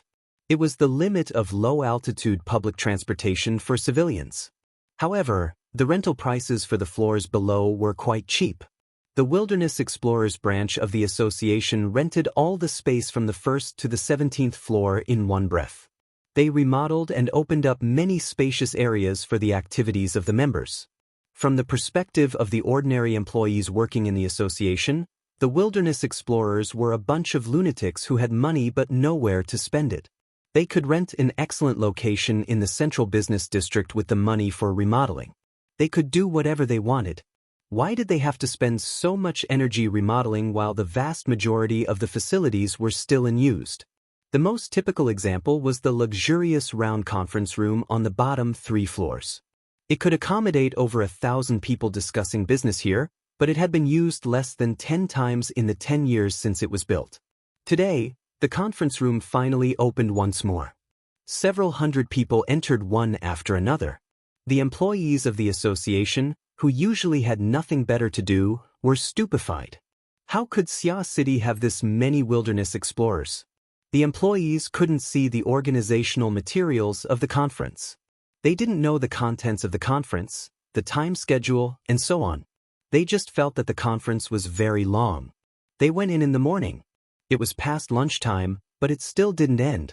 No one came out to avoid the earthquake in the middle. Speaking of earthquakes, the white-collar workers working nearby discovered that the number of earthquakes they felt seemed to be much more than the number of earthquakes reported by the Earthquake Bureau. They felt at least 10 or 20 earthquakes. Even so, the wilderness explorers still calmly held the conference. They really were brave. September 28, 2096, 2 o'clock in the afternoon. The interior of the round conference room was dim. A small half of the lighting equipment that simulated skylight had been turned on all year round. The shadow that spread out on a large scale covered the messy conference room and seeped into the hearts of the participants. Zhang Yingying gently grasped Susan's plump hand. The body temperature of the two combined, causing the chill in the dusky darkness to slightly retreat. Susan was muttering some words that no one could understand. The injury on her shoulder was still faintly aching. 2 centimeters more and her carotid artery would have been torn. Ouyang Chin, the president of the Xia City branch of the Wilderness Explorers Association, stood on the podium in the center of the conference room. He wore a well-ironed suit, a bow tie, and a pair of vintage glasses. He looked like a refined scholar. He looked around at the faintly discernible faces under the dim light and calmly said, "Now, the identification is over." There were 429 people in the meeting, and 420 people participated in the final meeting. The 9 people who had been deducted had already become corpses. Some of their corpses could not even be found. The air in the conference room had frozen. I will be the one to report the relevant situation in this meeting. I have also invited Quantum Corporation's Xia City Area Executive Director, Mr. Hu Yuli, to give an in-depth explanation. At the side of the podium, Mr. Hu Yuli, who was also a powerful businessman, was pale. He tried his best to remain calm and nodded slightly to all sides. This was all he could do.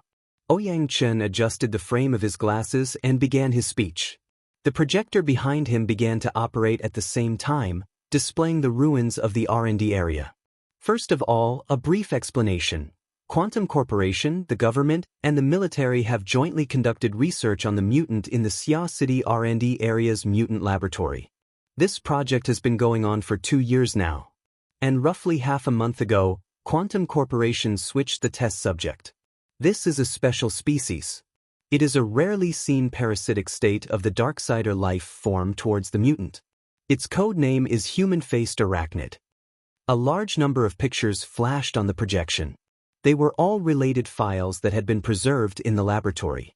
The participants stared coldly at all of this and continued to listen. Yesterday, which is September 27th, around 5:13 in the morning, a facility operator in the laboratory was controlled by the Darksider life form. He forcefully destroyed the power supply. And before the backup power supply was activated, the Darksider life form drove the mutant in an attempt to escape the laboratory. Quantum Corporation carried out a control of the situation. At 5:19, the mutant was killed. The Darksider life form separated from its host. At 5:24, Quantum Corporation killed the Darksider life form. But before this, the Darksider life form used a method that we are still unable to understand to release some sort of virus. Ouyang Chen paused and repeated his emphasis, virus. For now, we can only say this. According to statistics, with Quantum Corporation's laboratory in the R&D area as the center, the virus has spread as far as 520 kilometers away. It has covered the entire metropolitan area of Xia City and all of the satellite cities. The center has a radius of 10 kilometers. That is the core area of the virus infection. The number of people infected is the greatest. Preliminary statistics show that over 70% of the infected are mainly laboratory personnel and some residents. Beyond 10 kilometers, the rate of infection rapidly drops. According to preliminary research statistics, the virus currently has 3 characteristics. First, outside of the core area, the rate of infection among the general populace isn't high. We have yet to discover a case. But for ability users, it is very bad. The current rate is 9 out of 1,000.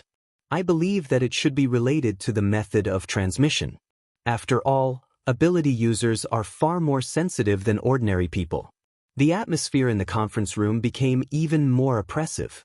This 9 out of 1,000 infection rate was calculated using human lives. Today's participants made up nearly half of the registered personnel. And in the identification just now, there were 4 infected people who caused the other 5 casualties. Second, there are many carriers. The rate of infection isn't high. In order to activate this virus, special conditions are needed. An intense change in mood, especially a negative mood, is the most obvious cause. According to Quantum Corporation's internal experiment report, the survival time of the virus in the human body is approximately between 8 to 18 hours. During this time, if the virus is maintained in a calm state, then it will be thoroughly annihilated. But if there is a negative mood, then the survival time will be greatly extended. Moreover, there is an extremely high probability of activation. The concrete data has yet to be determined. Everyone has seen it just now. The activated virus will absorb the energy of the host's blood and energy, transforming into a Darksider life form. And these Darksider life forms will devour each other, fuse, and continuously grow stronger. Every time they grow stronger, their form and power level will draw closer to their emitter. Ouyang Chen tossed aside the explanation of the situation and turned to look at Hu Yuli. His gaze was cold and clear behind his flat glasses. Therefore, we must ask, is that human-faced arachnid truly dead? When these Darksider life forms absorb enough nutrients and devour and fuse, does this represent a new life for it? Does Quantum Corporation have any research that supports or touches upon this situation? Hu Yuli could only shake his head. The current research hasn't gone deep enough. We really don't understand. He had forcefully evaded Ouyang Chen's question, but it didn't mean that he had passed the test. Ouyang Chen's question was just the beginning. Soon, a voice came from within the conference room. What's the matter with the news of the stolen medicine? This is completely different from the rumors that you guys released before. Double monthly vote if you think this chapter is brilliant, then support me a bit. You can also vote for me. 100 crosstalk coins monthly vote, 500 crosstalk coins monthly vote, 10,000 crosstalk coins, 100,000 crosstalk coins. Alliance Master.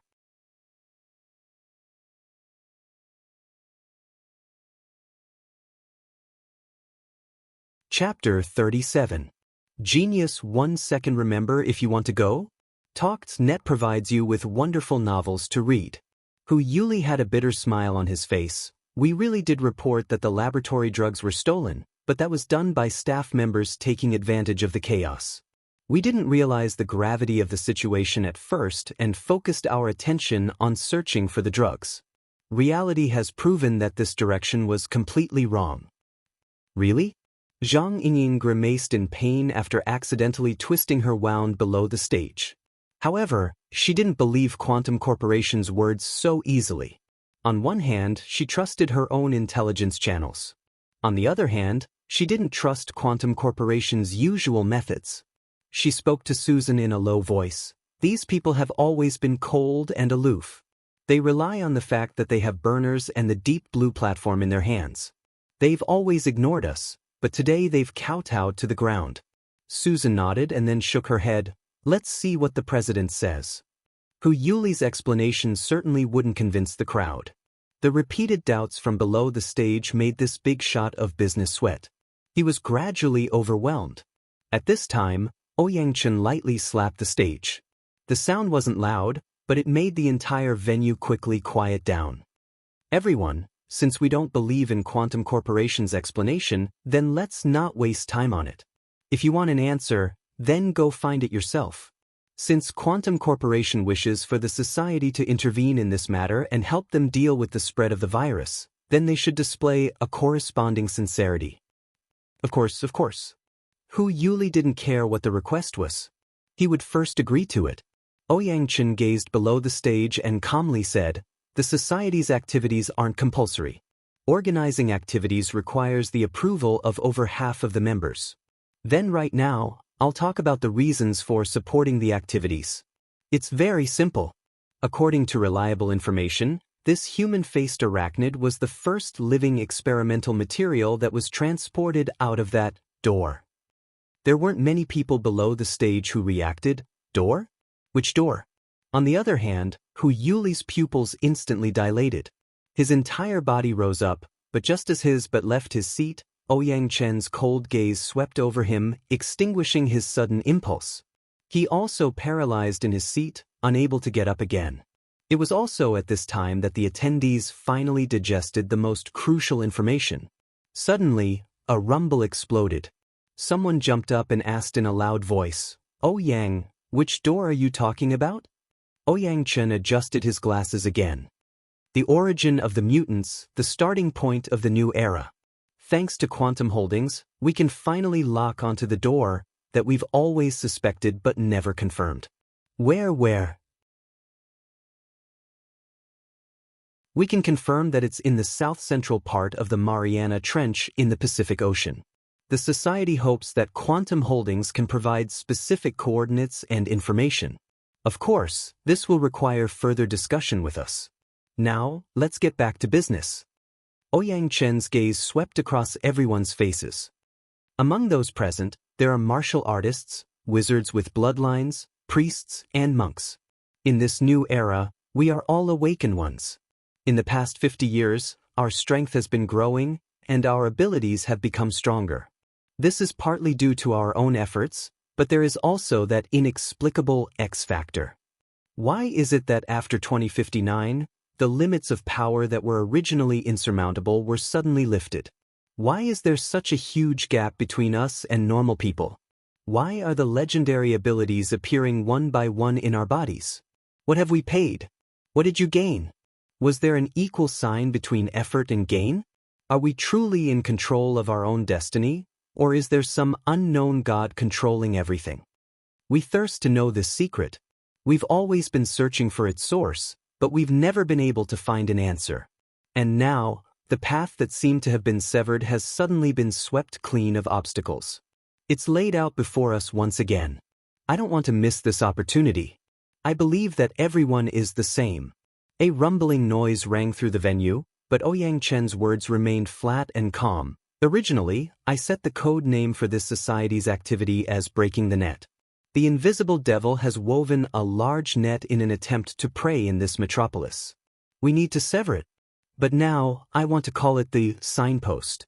We've found nothing in the past few decades of exploration, until the appearance of formatting theory, which opened the first page of humanity's pursuit of individual evolution. This is the theory of an ordinary person. We, as awakened ones, have fallen behind. It's inevitable that we'll be a bit embarrassed. Love go, little sis neck. As awakened ones, we need to speed up our pace. We should naturally be the guides. We need to seize every opportunity to bravely explore. We need to tell others what the road ahead is like. We need to tell them where humanity should go.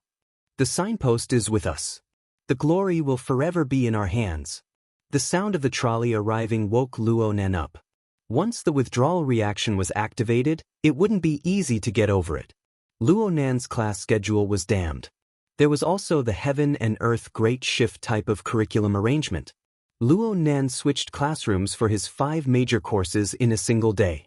He crossed 4 teaching buildings and traveled back and forth between the northern and southern campuses. He didn't feel it before when his body was in a good state. But after running today, Luo Nan was already in a daze. He sat on the school trolley and entered a half-asleep state in a daze. He slapped his cheeks to raise his spirits and slowly got off the trolley. Right now it was 3:40 in the afternoon. It was time for club activities. Luo Nan's destination was the Precision Electronics Interest Society. The Precision Electronics Interest Society invited experts from various electronics manufacturing companies to conduct maintenance teaching. It was also a heaven for enthusiasts. Luo Nan's goal was naturally to repair the damaged flexible e-ink screen. He was used to getting damaged tools. He felt restricted everywhere. It was even worse than the withdrawal reaction. However, his luck seemed to have been used up during the psychic drawing in the morning. The Precision Electronics Interest Society had already made the maintenance teaching business soar. Business was booming. Today they invited a super expert in the industry. Maintenance workers, enthusiasts, and help seekers filled the spacious business hall to the brim. He squeezed through the crowd for 20 minutes just to get a reservation number. In the end, Luo Nan really couldn't stand the crowded flow of people in the hall. He hid outside and breathed in the fresh air. But the dizziness and excessively keen senses invaded him. The afternoon sun pierced through the shade of the trees and fell on Luo Nan's face. This was the first time he felt that the autumn sun was actually this hot. Half of his cheeks were practically burning. He could even smell the burnt smell of roasted flesh. This was, without a doubt, an illusion. Luo Nan stopped at the side of the road and stood like a nail. His lips slightly squirmed as the 16 words of mantra flowed from his mouth to his heart. They flowed like an icy spring, gradually washing away and submerging his blurred and dazed thoughts. A shadow streaked across his half-lidded eyelids just as he was feeling better. Luo Nen suddenly opened his eyes, startling the waving person. The waving person took half a step back and lowered his elbow, blocking between the two people. The person realized that he had overreacted after finishing his action. He laughed awkwardly. "Classmate, are you all right? Double monthly vote if you think this chapter is brilliant. Support me a bit. You can also vote for me. 100 crosstalk monthly vote, 500 crosstalk monthly vote, 10,000 crosstalk monthly vote, 100,000 crosstalk monthly vote to be the leader of the alliance."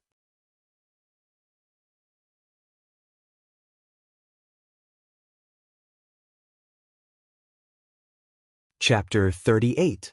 A Genius in a Second. Remember love? This is the web that provides you with wonderful novels to read. Actually, Luo Nan's vision was blurry for 2 seconds after he lifted his eyelids. When he completely recovered, he saw a wall. The person in front of him was tall and strong. He was taller than Luo Nan by a full head. His back just happened to block the sunlight, causing his entire face to be hidden in the shadows. It was a bit frightening to suddenly see him. Looking at him from a different angle, this person's muscular body was supported by a rather simple and honest face. He also had the youthfulness of a student. Not even a few strands of hair grew on his face. The way he laughed with his mouth wide open was quite likable. Luo Nan recalled a bit and knew that his deadpan face and the image of him muttering to himself were too eye-catching. This person waved his hand to probe him. It was indeed out of good intentions. He responded with a smile, "It's nothing. I was just a bit distracted." Distracted? The person immediately revealed a Shanghai smile that said, "You may be stubborn, but we're both men. I understand." He then introduced himself, "It's good that you're fine. I'm Shuelei. I'm from the River Wu district. 10th grade. Luo Nan. I'm also from the River Wu district. 10th grade. Huh? You're also in the River Wu district? I'm on Twin River Road. Where are you? Blue Bay Community. I just moved there not too long ago. That's not too far. What a coincidence." Shuelei clapped his hands and laughed heartily. "It's fate for us to meet on different paths. You can just call me Leister. This must be the path of chivalry." Luo Nan choked on the person's wuxia style of speech. He didn't know if it was intentional or not. He was actually speechless for a time. However, Shuelei's big mouth was completely capable of holding up the situation. "I'll just call you Nanster. Fate is fate. I actually walked past you just now. I was just listening to the resonance of your breathing. It hummed like you were chanting. It was like breathing, but it wasn't. I saw your expression. I'm afraid something went wrong with your training. Hey, it's good that you're fine. It's good that you're fine." Luo Nan's mind stirred when he heard the words breathing, training, and so on. He sized up Shuelei's body. He noticed that what Shuelei was wearing was actually a little strange. It looked like the training clothes of a fitness center. It was light gray in color, and the logo on the left side of his chest was a 3-legged cauldron. It was very memorable. Shuelei noticed where Luo Nan's gaze was directed and puffed out his chest. "This is the training uniform of our dojo. Not bad, right?" "Oh. It's you?" Luo Nan didn't answer the question. It was probably because a certain memory had surged up from the bottom of his heart. The burly figure and the gray coat looked familiar no matter how he looked at it. Shuelei didn't understand. "You know me," Luo Nan reminded him. "This morning, outside the main changing room in the South 2 district." "It's you." Shuelei also recognized Luo Nan, but his reaction was very odd. He first shot a glance behind Luo Nan before speaking in a low voice. "You should be fine. That group of people should have dispersed, yes. Many thanks for lending a helping hand." Luo Nan also expressed his thanks in the style of the chivalrous path. Sure enough, the burly classmate in front of him was the warm-hearted person who helped him out this morning. In the huge campus that could accommodate hundreds of thousands of people, the chances of them meeting again were too small. It's nothing. I just happened to be passing by." Shuelei waved his hand over and over, but he didn't say more than 2 sentences. His face was full of excitement. Nanster, I can see that your body is a bit weak, but your hands are quite nimble. You're very particular about where you hit. Have you practiced before? Shui Lei even gesticulated as he spoke. He was just short of touching Luo Nan's body to demonstrate. Luo Nan didn't know if he should block it or not. A voice suddenly called out from behind Shui Lei at this time. Leister, what are you doing? Shui Lei's body froze when he heard this. He withdrew his hands with a swish and put on a smile. Then he turned his head. Xiaolin, I know a classmate here. A tall and skinny girl walked over a few seconds later. She naturally hooked her arm around Shui Lei's crook, making their relationship clear. Not to mention anything else, their sizes were quite compatible. Shui Lei promptly introduced them. This is my girlfriend, Qin Xiaolin. She's 1 year older than us. This is Luo Nan. He also lives in the River Wu district, around Blue Bay. Luo Nan smiled and nodded, not saying much. Qin Xiaolin had short and thin hair. She wore jeans paired with a simple white top. She looked very straightforward and efficient. The outline of her face was extremely clear. The corners of her eyes were slightly raised, giving her a shrewd and fierce look. It was easy to tell who was stronger and who was weaker compared to the simple and honest Shui Lei. However, Qin Xiaolin was extremely mellow when it came to dealing with people. She called Luo Nan Jr. and greeted him with a smile. She grasped her attitude extremely well. Luo Nan saw that the two were together, so he didn't want to disturb them any further. He prepared to leave, but he certainly had to solemnly thank Shui Lei for his kindness in helping him. About this morning, Luo Nan had just opened his mouth when Shui Lei gave him a wild look.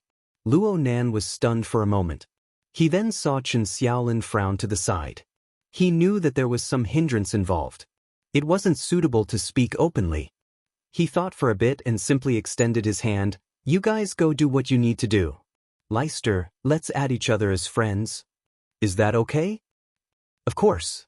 Of course. Shui Lei chuckled as he extended his hand and touched Luo Nan's wristband. Buzz buzz buzz. Buzz buzz buzz. Their wristbands vibrated at practically the same time the moment they touched. The momentum was astonishing. Oh my! Twin swords harmonize. Shui Lei cried out in surprise. In the end, he let out a miserable groan as Qin Xiaolin fiercely pinched him at the waist. Luo Nan confirmed that this was a high level of authority transmission of information. The notification vibrated. He raised his wrist to confirm. The sender was the professional advisor of the 10th years, Li Mingda. He wanted Luo Nan to come to his office at 5. It was probably because of yesterday's truancy and absence from exams. Shui Lei finally reacted to the situation. After confirming the information, he grimaced in pain. Nothing good can come out of a summons from Elder Mingda. Luo Nan raised his head to look at him. You too? Shui Lei blinked his eyes. What? After a moment of stupefaction, Shui Lei immediately came to a sudden realization. He looked at Luo Nan again with the meaning of, fellow Taoist, you didn't join a society either? Luo Nan immediately confirmed that his previous judgment was slightly off. Right now, Shui Lei was already complaining to himself. He spread his hands. I really want to join a society, but I've gone to those martial arts clubs and fitness clubs. They're far worse than our Daoguan. It's really boring. Alright, let's go together? My time is 5 o'clock. Shui Lei was overjoyed. I'm also at 5 o'clock. Let's say we're fated. Let's go together. Qin Xiaolin thought of something to the side. She asked Luo Nan, you didn't join a society. So you're a new student who just got into the school? Luo Nan nodded in response. Qin Xiaolin's eyes suddenly lit up. Junior, which high school did you go to? Like Leicester, the River Wu Experimental School? No, I went to 6th High. Xia City 6th High? A famous school. But it's quite far from the River Wu district. I used to live in the Nade district. I only moved to the River Wu district after I got into Acumen College. Nade district? That's already the core district. The houses there are all sky-high prices. It's all right. Luo Nan was a bit unable to handle Qin Xiaolin's questioning of his family's assets. He wanted to retreat even more. But Chen Xiaolin already smiled and suggested, "It's almost 4 o'clock right now. With advisorly waiting, we can't do anything. Why don't we go sit at the cold drink shop? You guys can go when it's time?" Shui Lei naturally agreed. Luo Nan looked at Shui Lei and found it hard to refuse. He nodded and agreed. Double the monthly vote if you think this chapter is brilliant. Support me a bit. You can also vote for me. 100 crosstalk monthly vote, 500 crosstalk monthly vote, 10,000 crosstalk monthly vote, 100,000 crosstalk monthly vote to be the leader of the alliance.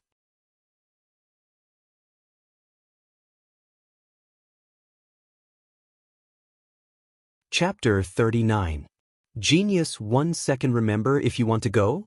Sure, Net provides you with wonderful novels to read. There was a campus shopping mall nearby, and the leisure area inside was famous for its snacks and cold drinks.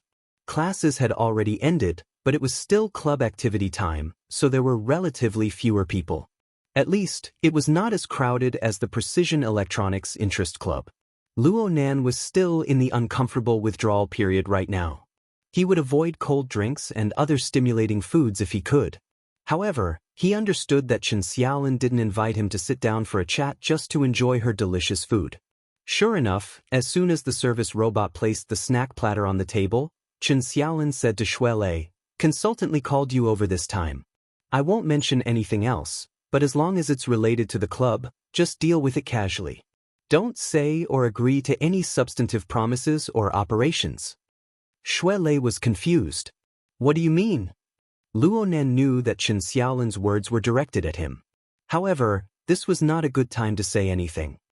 He raised his head and listened attentively.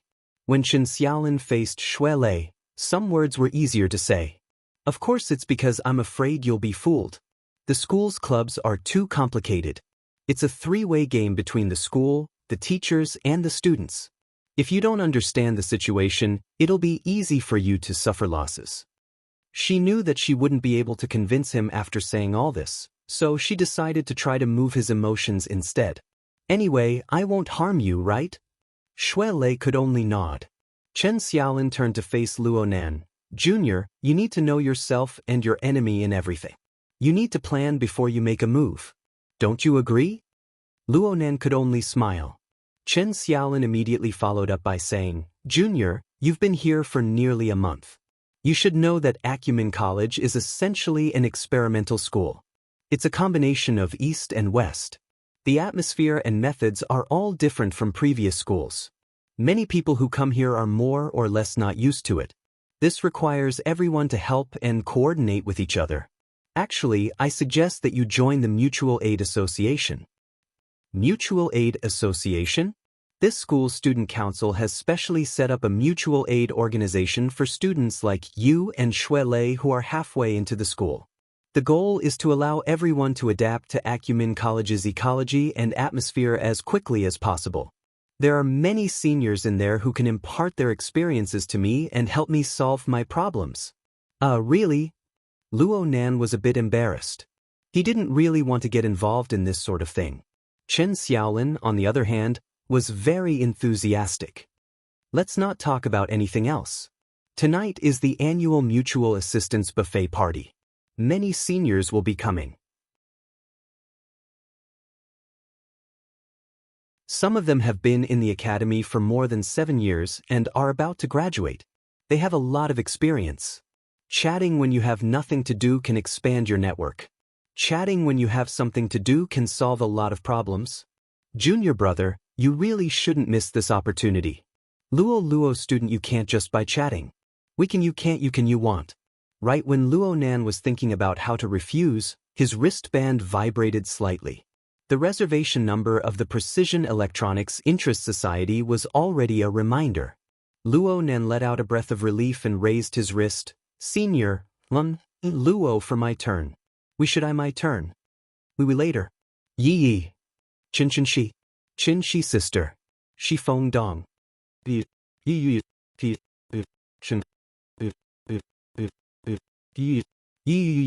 time. Brother. Shui Lei reminded him from behind, "Don't forget to go to Elder Mingda's place later. Luo Nan tossed the matter of the Mutual Help Society to the back of his mind and hurried back to the Precision Electronics Interest Society. Not long after, his number was called. He followed the small and exquisite guiding ball to the maintenance area. This place was much quieter than the lobby. He could see a few young students behind the maintenance desk. They were surrounding a middle-aged technician, discussing some problems. Someone saw Luo Nan come in and looked at the reservation form. The flexible e-ink screen was damaged by external forces. The repair costs are high. It may not be completely restored. It's more appropriate to find a manufacturer to replace it. Luo Nan sat in front of the desk and whispered, "It's a piece of equipment." His words made over half of the people turn their heads. The person who was looking at the reservation form laughed. "It's amazing to be able to do something with the flexible e-ink screen. Why don't you fix it yourself? I see that this screen is from 5 years ago. It's the perfect time to upgrade it." Luo Nan hesitated for a moment before speaking. "That person isn't here anymore." "Oh, that's a pity." The middle-aged technician raised his head at this time. He looked like a very amiable person. He laughed. "Then let's take a look. If you have any good ideas, let's compare them." "Thank you, teacher." Luo Nan nodded in thanks. He removed the flexible e-ink screen from his notebook and passed it to the back of the maintenance desk. The middle-aged technician glanced at it and his eyes lit up a bit. "Jellyfish board? This isn't easy to do. Many external modules don't have space. Did they move a lot inside?" "Dismantle the machine, dismantle the machine. Worker Zhai, you do it yourself." The students were all raring to go. Worker Zhai didn't decline. After all, a group of students who hadn't graduated had no idea how to dismantle a highly integrated electronic device like the flexible e-ink screen. Dismantling a flexible e-ink screen with a thickness of only 2 millimeters was definitely a job that required meticulous patience. Worker Zhai's gentle temperament was just right. As he dismantled the screen, he casually explained the main points and difficulties of dismantling the screen to the students. He explained the profound in simple terms. Even Luo Nan, who didn't know a thing about this, had some basic concepts as he listened. But as the dismantling progressed, Worker Zhai gradually stopped talking. His expression became more and more unsightly. He wasn't the only one. A few students saw that something was wrong. They began to whisper to each other. Worker Zhai really was patient. He spent a full half an hour to dismantle the entire flexible e-ink screen into 2 pieces, completely revealing the internal structure. Only then did he stop. At this time, the inspection equipment of the control desk naturally cut in and scanned the situation of each component. As the equipment displayed all sorts of data, the buzzing sounds of discussion grew louder. Finally, the student who took the job first couldn't help but say to Luo Nan, "Hey, buddy. You didn't come here on purpose to mess things up, right?" Luo Nan was stunned.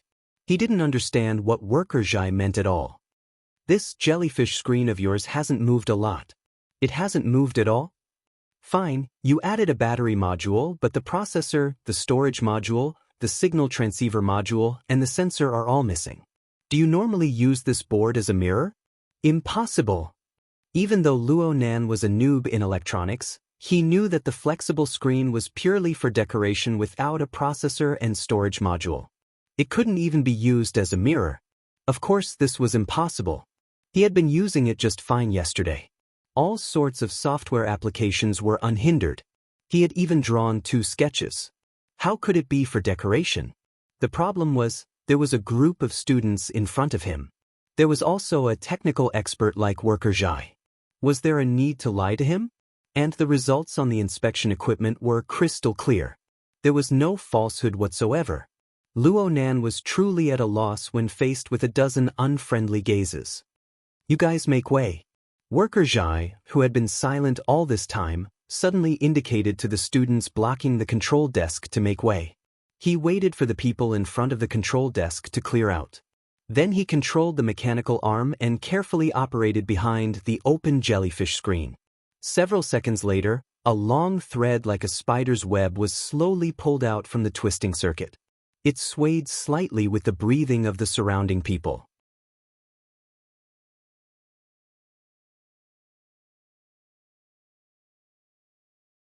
Chapter 40. Genius 1 second remember if you want to go? Sure, Net provides you with wonderful novels to read. The long wire was actually not too long, about 7 or 8 centimeters, but compared to the fine circuit, it naturally felt different. Love go, small, say, Netku as the long thread was pulled out, the attention of the group of students naturally shifted. Someone asked, "What is this? Metal? It seems to be quite resilient. How did you get in? Did it exist before?" Worker Jai did not give an answer to the above question. As he looked at the actual object, he also looked at the scanning results of the machine. A moment later, he put on a thin film glove and removed the long thread from the mechanical arm. "The weight isn't right. It's quite heavy." As he spoke, Worker Jai prepared to place the long thread on an electronic scale at the side to weigh it. The group of students curiously gathered around him. "Wait a moment." Luo Nen suddenly spoke. Everyone's gazes shifted to his face, and he lowered his head slightly. "I'm sorry. I won't repair it." His words instantly stirred up a hornet's nest. At the maintenance station, the club members were agitated. "You did it on purpose, didn't you?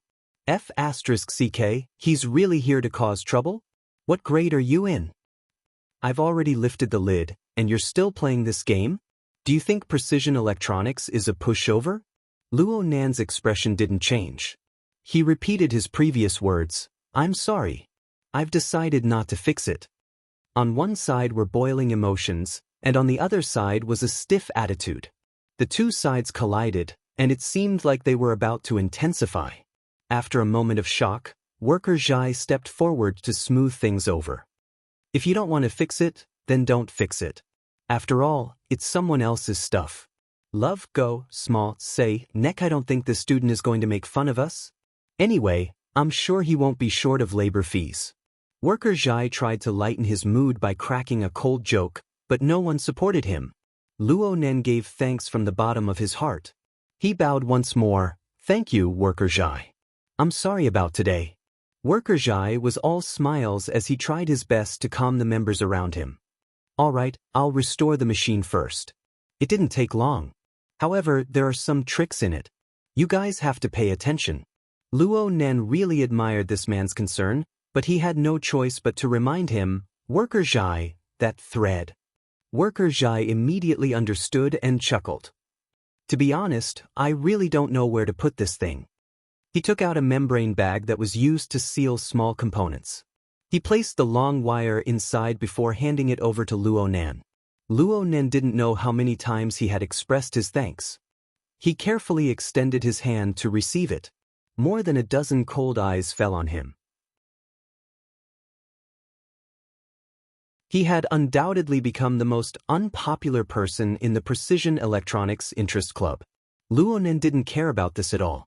At this very moment, there was only this thin thread in his eyes. 10 minutes later, Luo Nan walked out of the society's main hall. He held his notebook in one hand and the plastic bag in the other. He was a bit absent-minded. He actually didn't know which side was heavier. The sun gradually slanting to the west fell on his body. It was warm, like a gentle breeze. Luo Nan thought for a moment and raised his hand, letting the membrane seal receive the illumination of the sunlight. He narrowed his eyes. If he didn't do that, he might even be burned by the brilliant flowing lightning. The source of electricity was on a long line. Of course, it could also be said that the long line existed in a bright and blazing electric light. However, not a single person in the surroundings reacted strangely. Even if they noticed this side, it was because of Luo Nan's inexplicable posture. This electric light was like a burning wraith. It was like the long ribbon of cloud light that curled around Zhang Yingying's body. It only appeared on a mysterious and unfathomable level. Ordinary people couldn't see it, they couldn't hear it, and they couldn't detect it. Only in Luo Nan's eyes was it brilliant and dazzling. Luo Nan lowered his arm and his 5 fingers clenched together. He nearly broke the membrane seal. But the more he did this, the more he could feel the marvelous texture that came from the long line. It was completely different from its slender form. It was such a marvelous object that was hidden deep within the flexible e-ink screen. It was silent and there were no clues or hints, just like its previous owner. Such an inconceivable object came from that coward. Did he make it? Or did he obtain it through some channel? Why did he hide it in the flexible e-ink screen and send it back? Why wasn't there a hint at all? That coward. What in the world was he planning? Luo Nan's mind was in complete chaos. His mind was in a trance. He took a step forward and suddenly felt his knees go soft. He couldn't maintain his balance and suddenly fell forward. Oh my! Are you okay? Just as Luo Nan was about to fall, Xue Lei caught up from behind and supported him. His face was filled with worry and doubt. What's wrong? I called you a few times just now, but you didn't respond. Did something go wrong? Only now did Luo Nan remember that Xue Lei was still waiting for him to go to the grade advisor's office. What time is it? 4:50. It's this late. Luo Nan was shocked at first, but then he remembered that he had stayed at the maintenance center for at least 40 minutes. Wasn't it almost time? Fortunately, Xue Lei was stubborn and had been waiting for him all this time. Then let's hurry up and go. Luo Nan took the membrane seal with the long needle and stuffed it into the cover of his notebook. He put it aside for now. He needed to calm down and organize his thoughts. Xue Lei had been anxious to the point of hopping. But when he saw Luo Nan's body's performance, his center of gravity naturally shifted. I say, Nanster. Your body is a bit weak. You probably lack exercise normally. In my opinion, if you come to our Daoguan and train for a few months, you'll absolutely make a huge difference. Luo Nan stopped the campus trolley and pulled Xue Lei aboard. At the same time, he used his wristband to design the shortest route to the grade advisor's office. His mouth smoothly replied, I have time. Then it's a deal. Luo Nan suddenly understood why Xue Lei and Chen Xiaolin were a couple. The route was planned properly, and with a bit of luck, Luo Nan and Xue Lei practically stepped on the dot and entered the grade advisor's office. There weren't many freshmen who entered the school halfway through. There were even fewer who hadn't joined a society by the end of the month. However, the office was packed to the brim with a dozen or so people. Luo Nan and Xue Lei were the last to enter. They originally wanted to hide in the back of the crowd, but Xue Lei's size was truly eye-catching among the group of 15 and 16-year-old youths. Even Luo Nan was implicated. The last to arrive.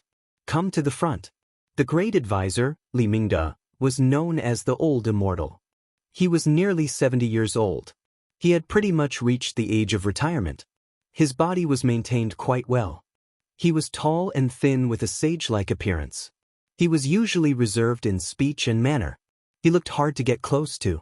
Reality proved that this person was indeed hard to get along with. There was a slight commotion in the crowd.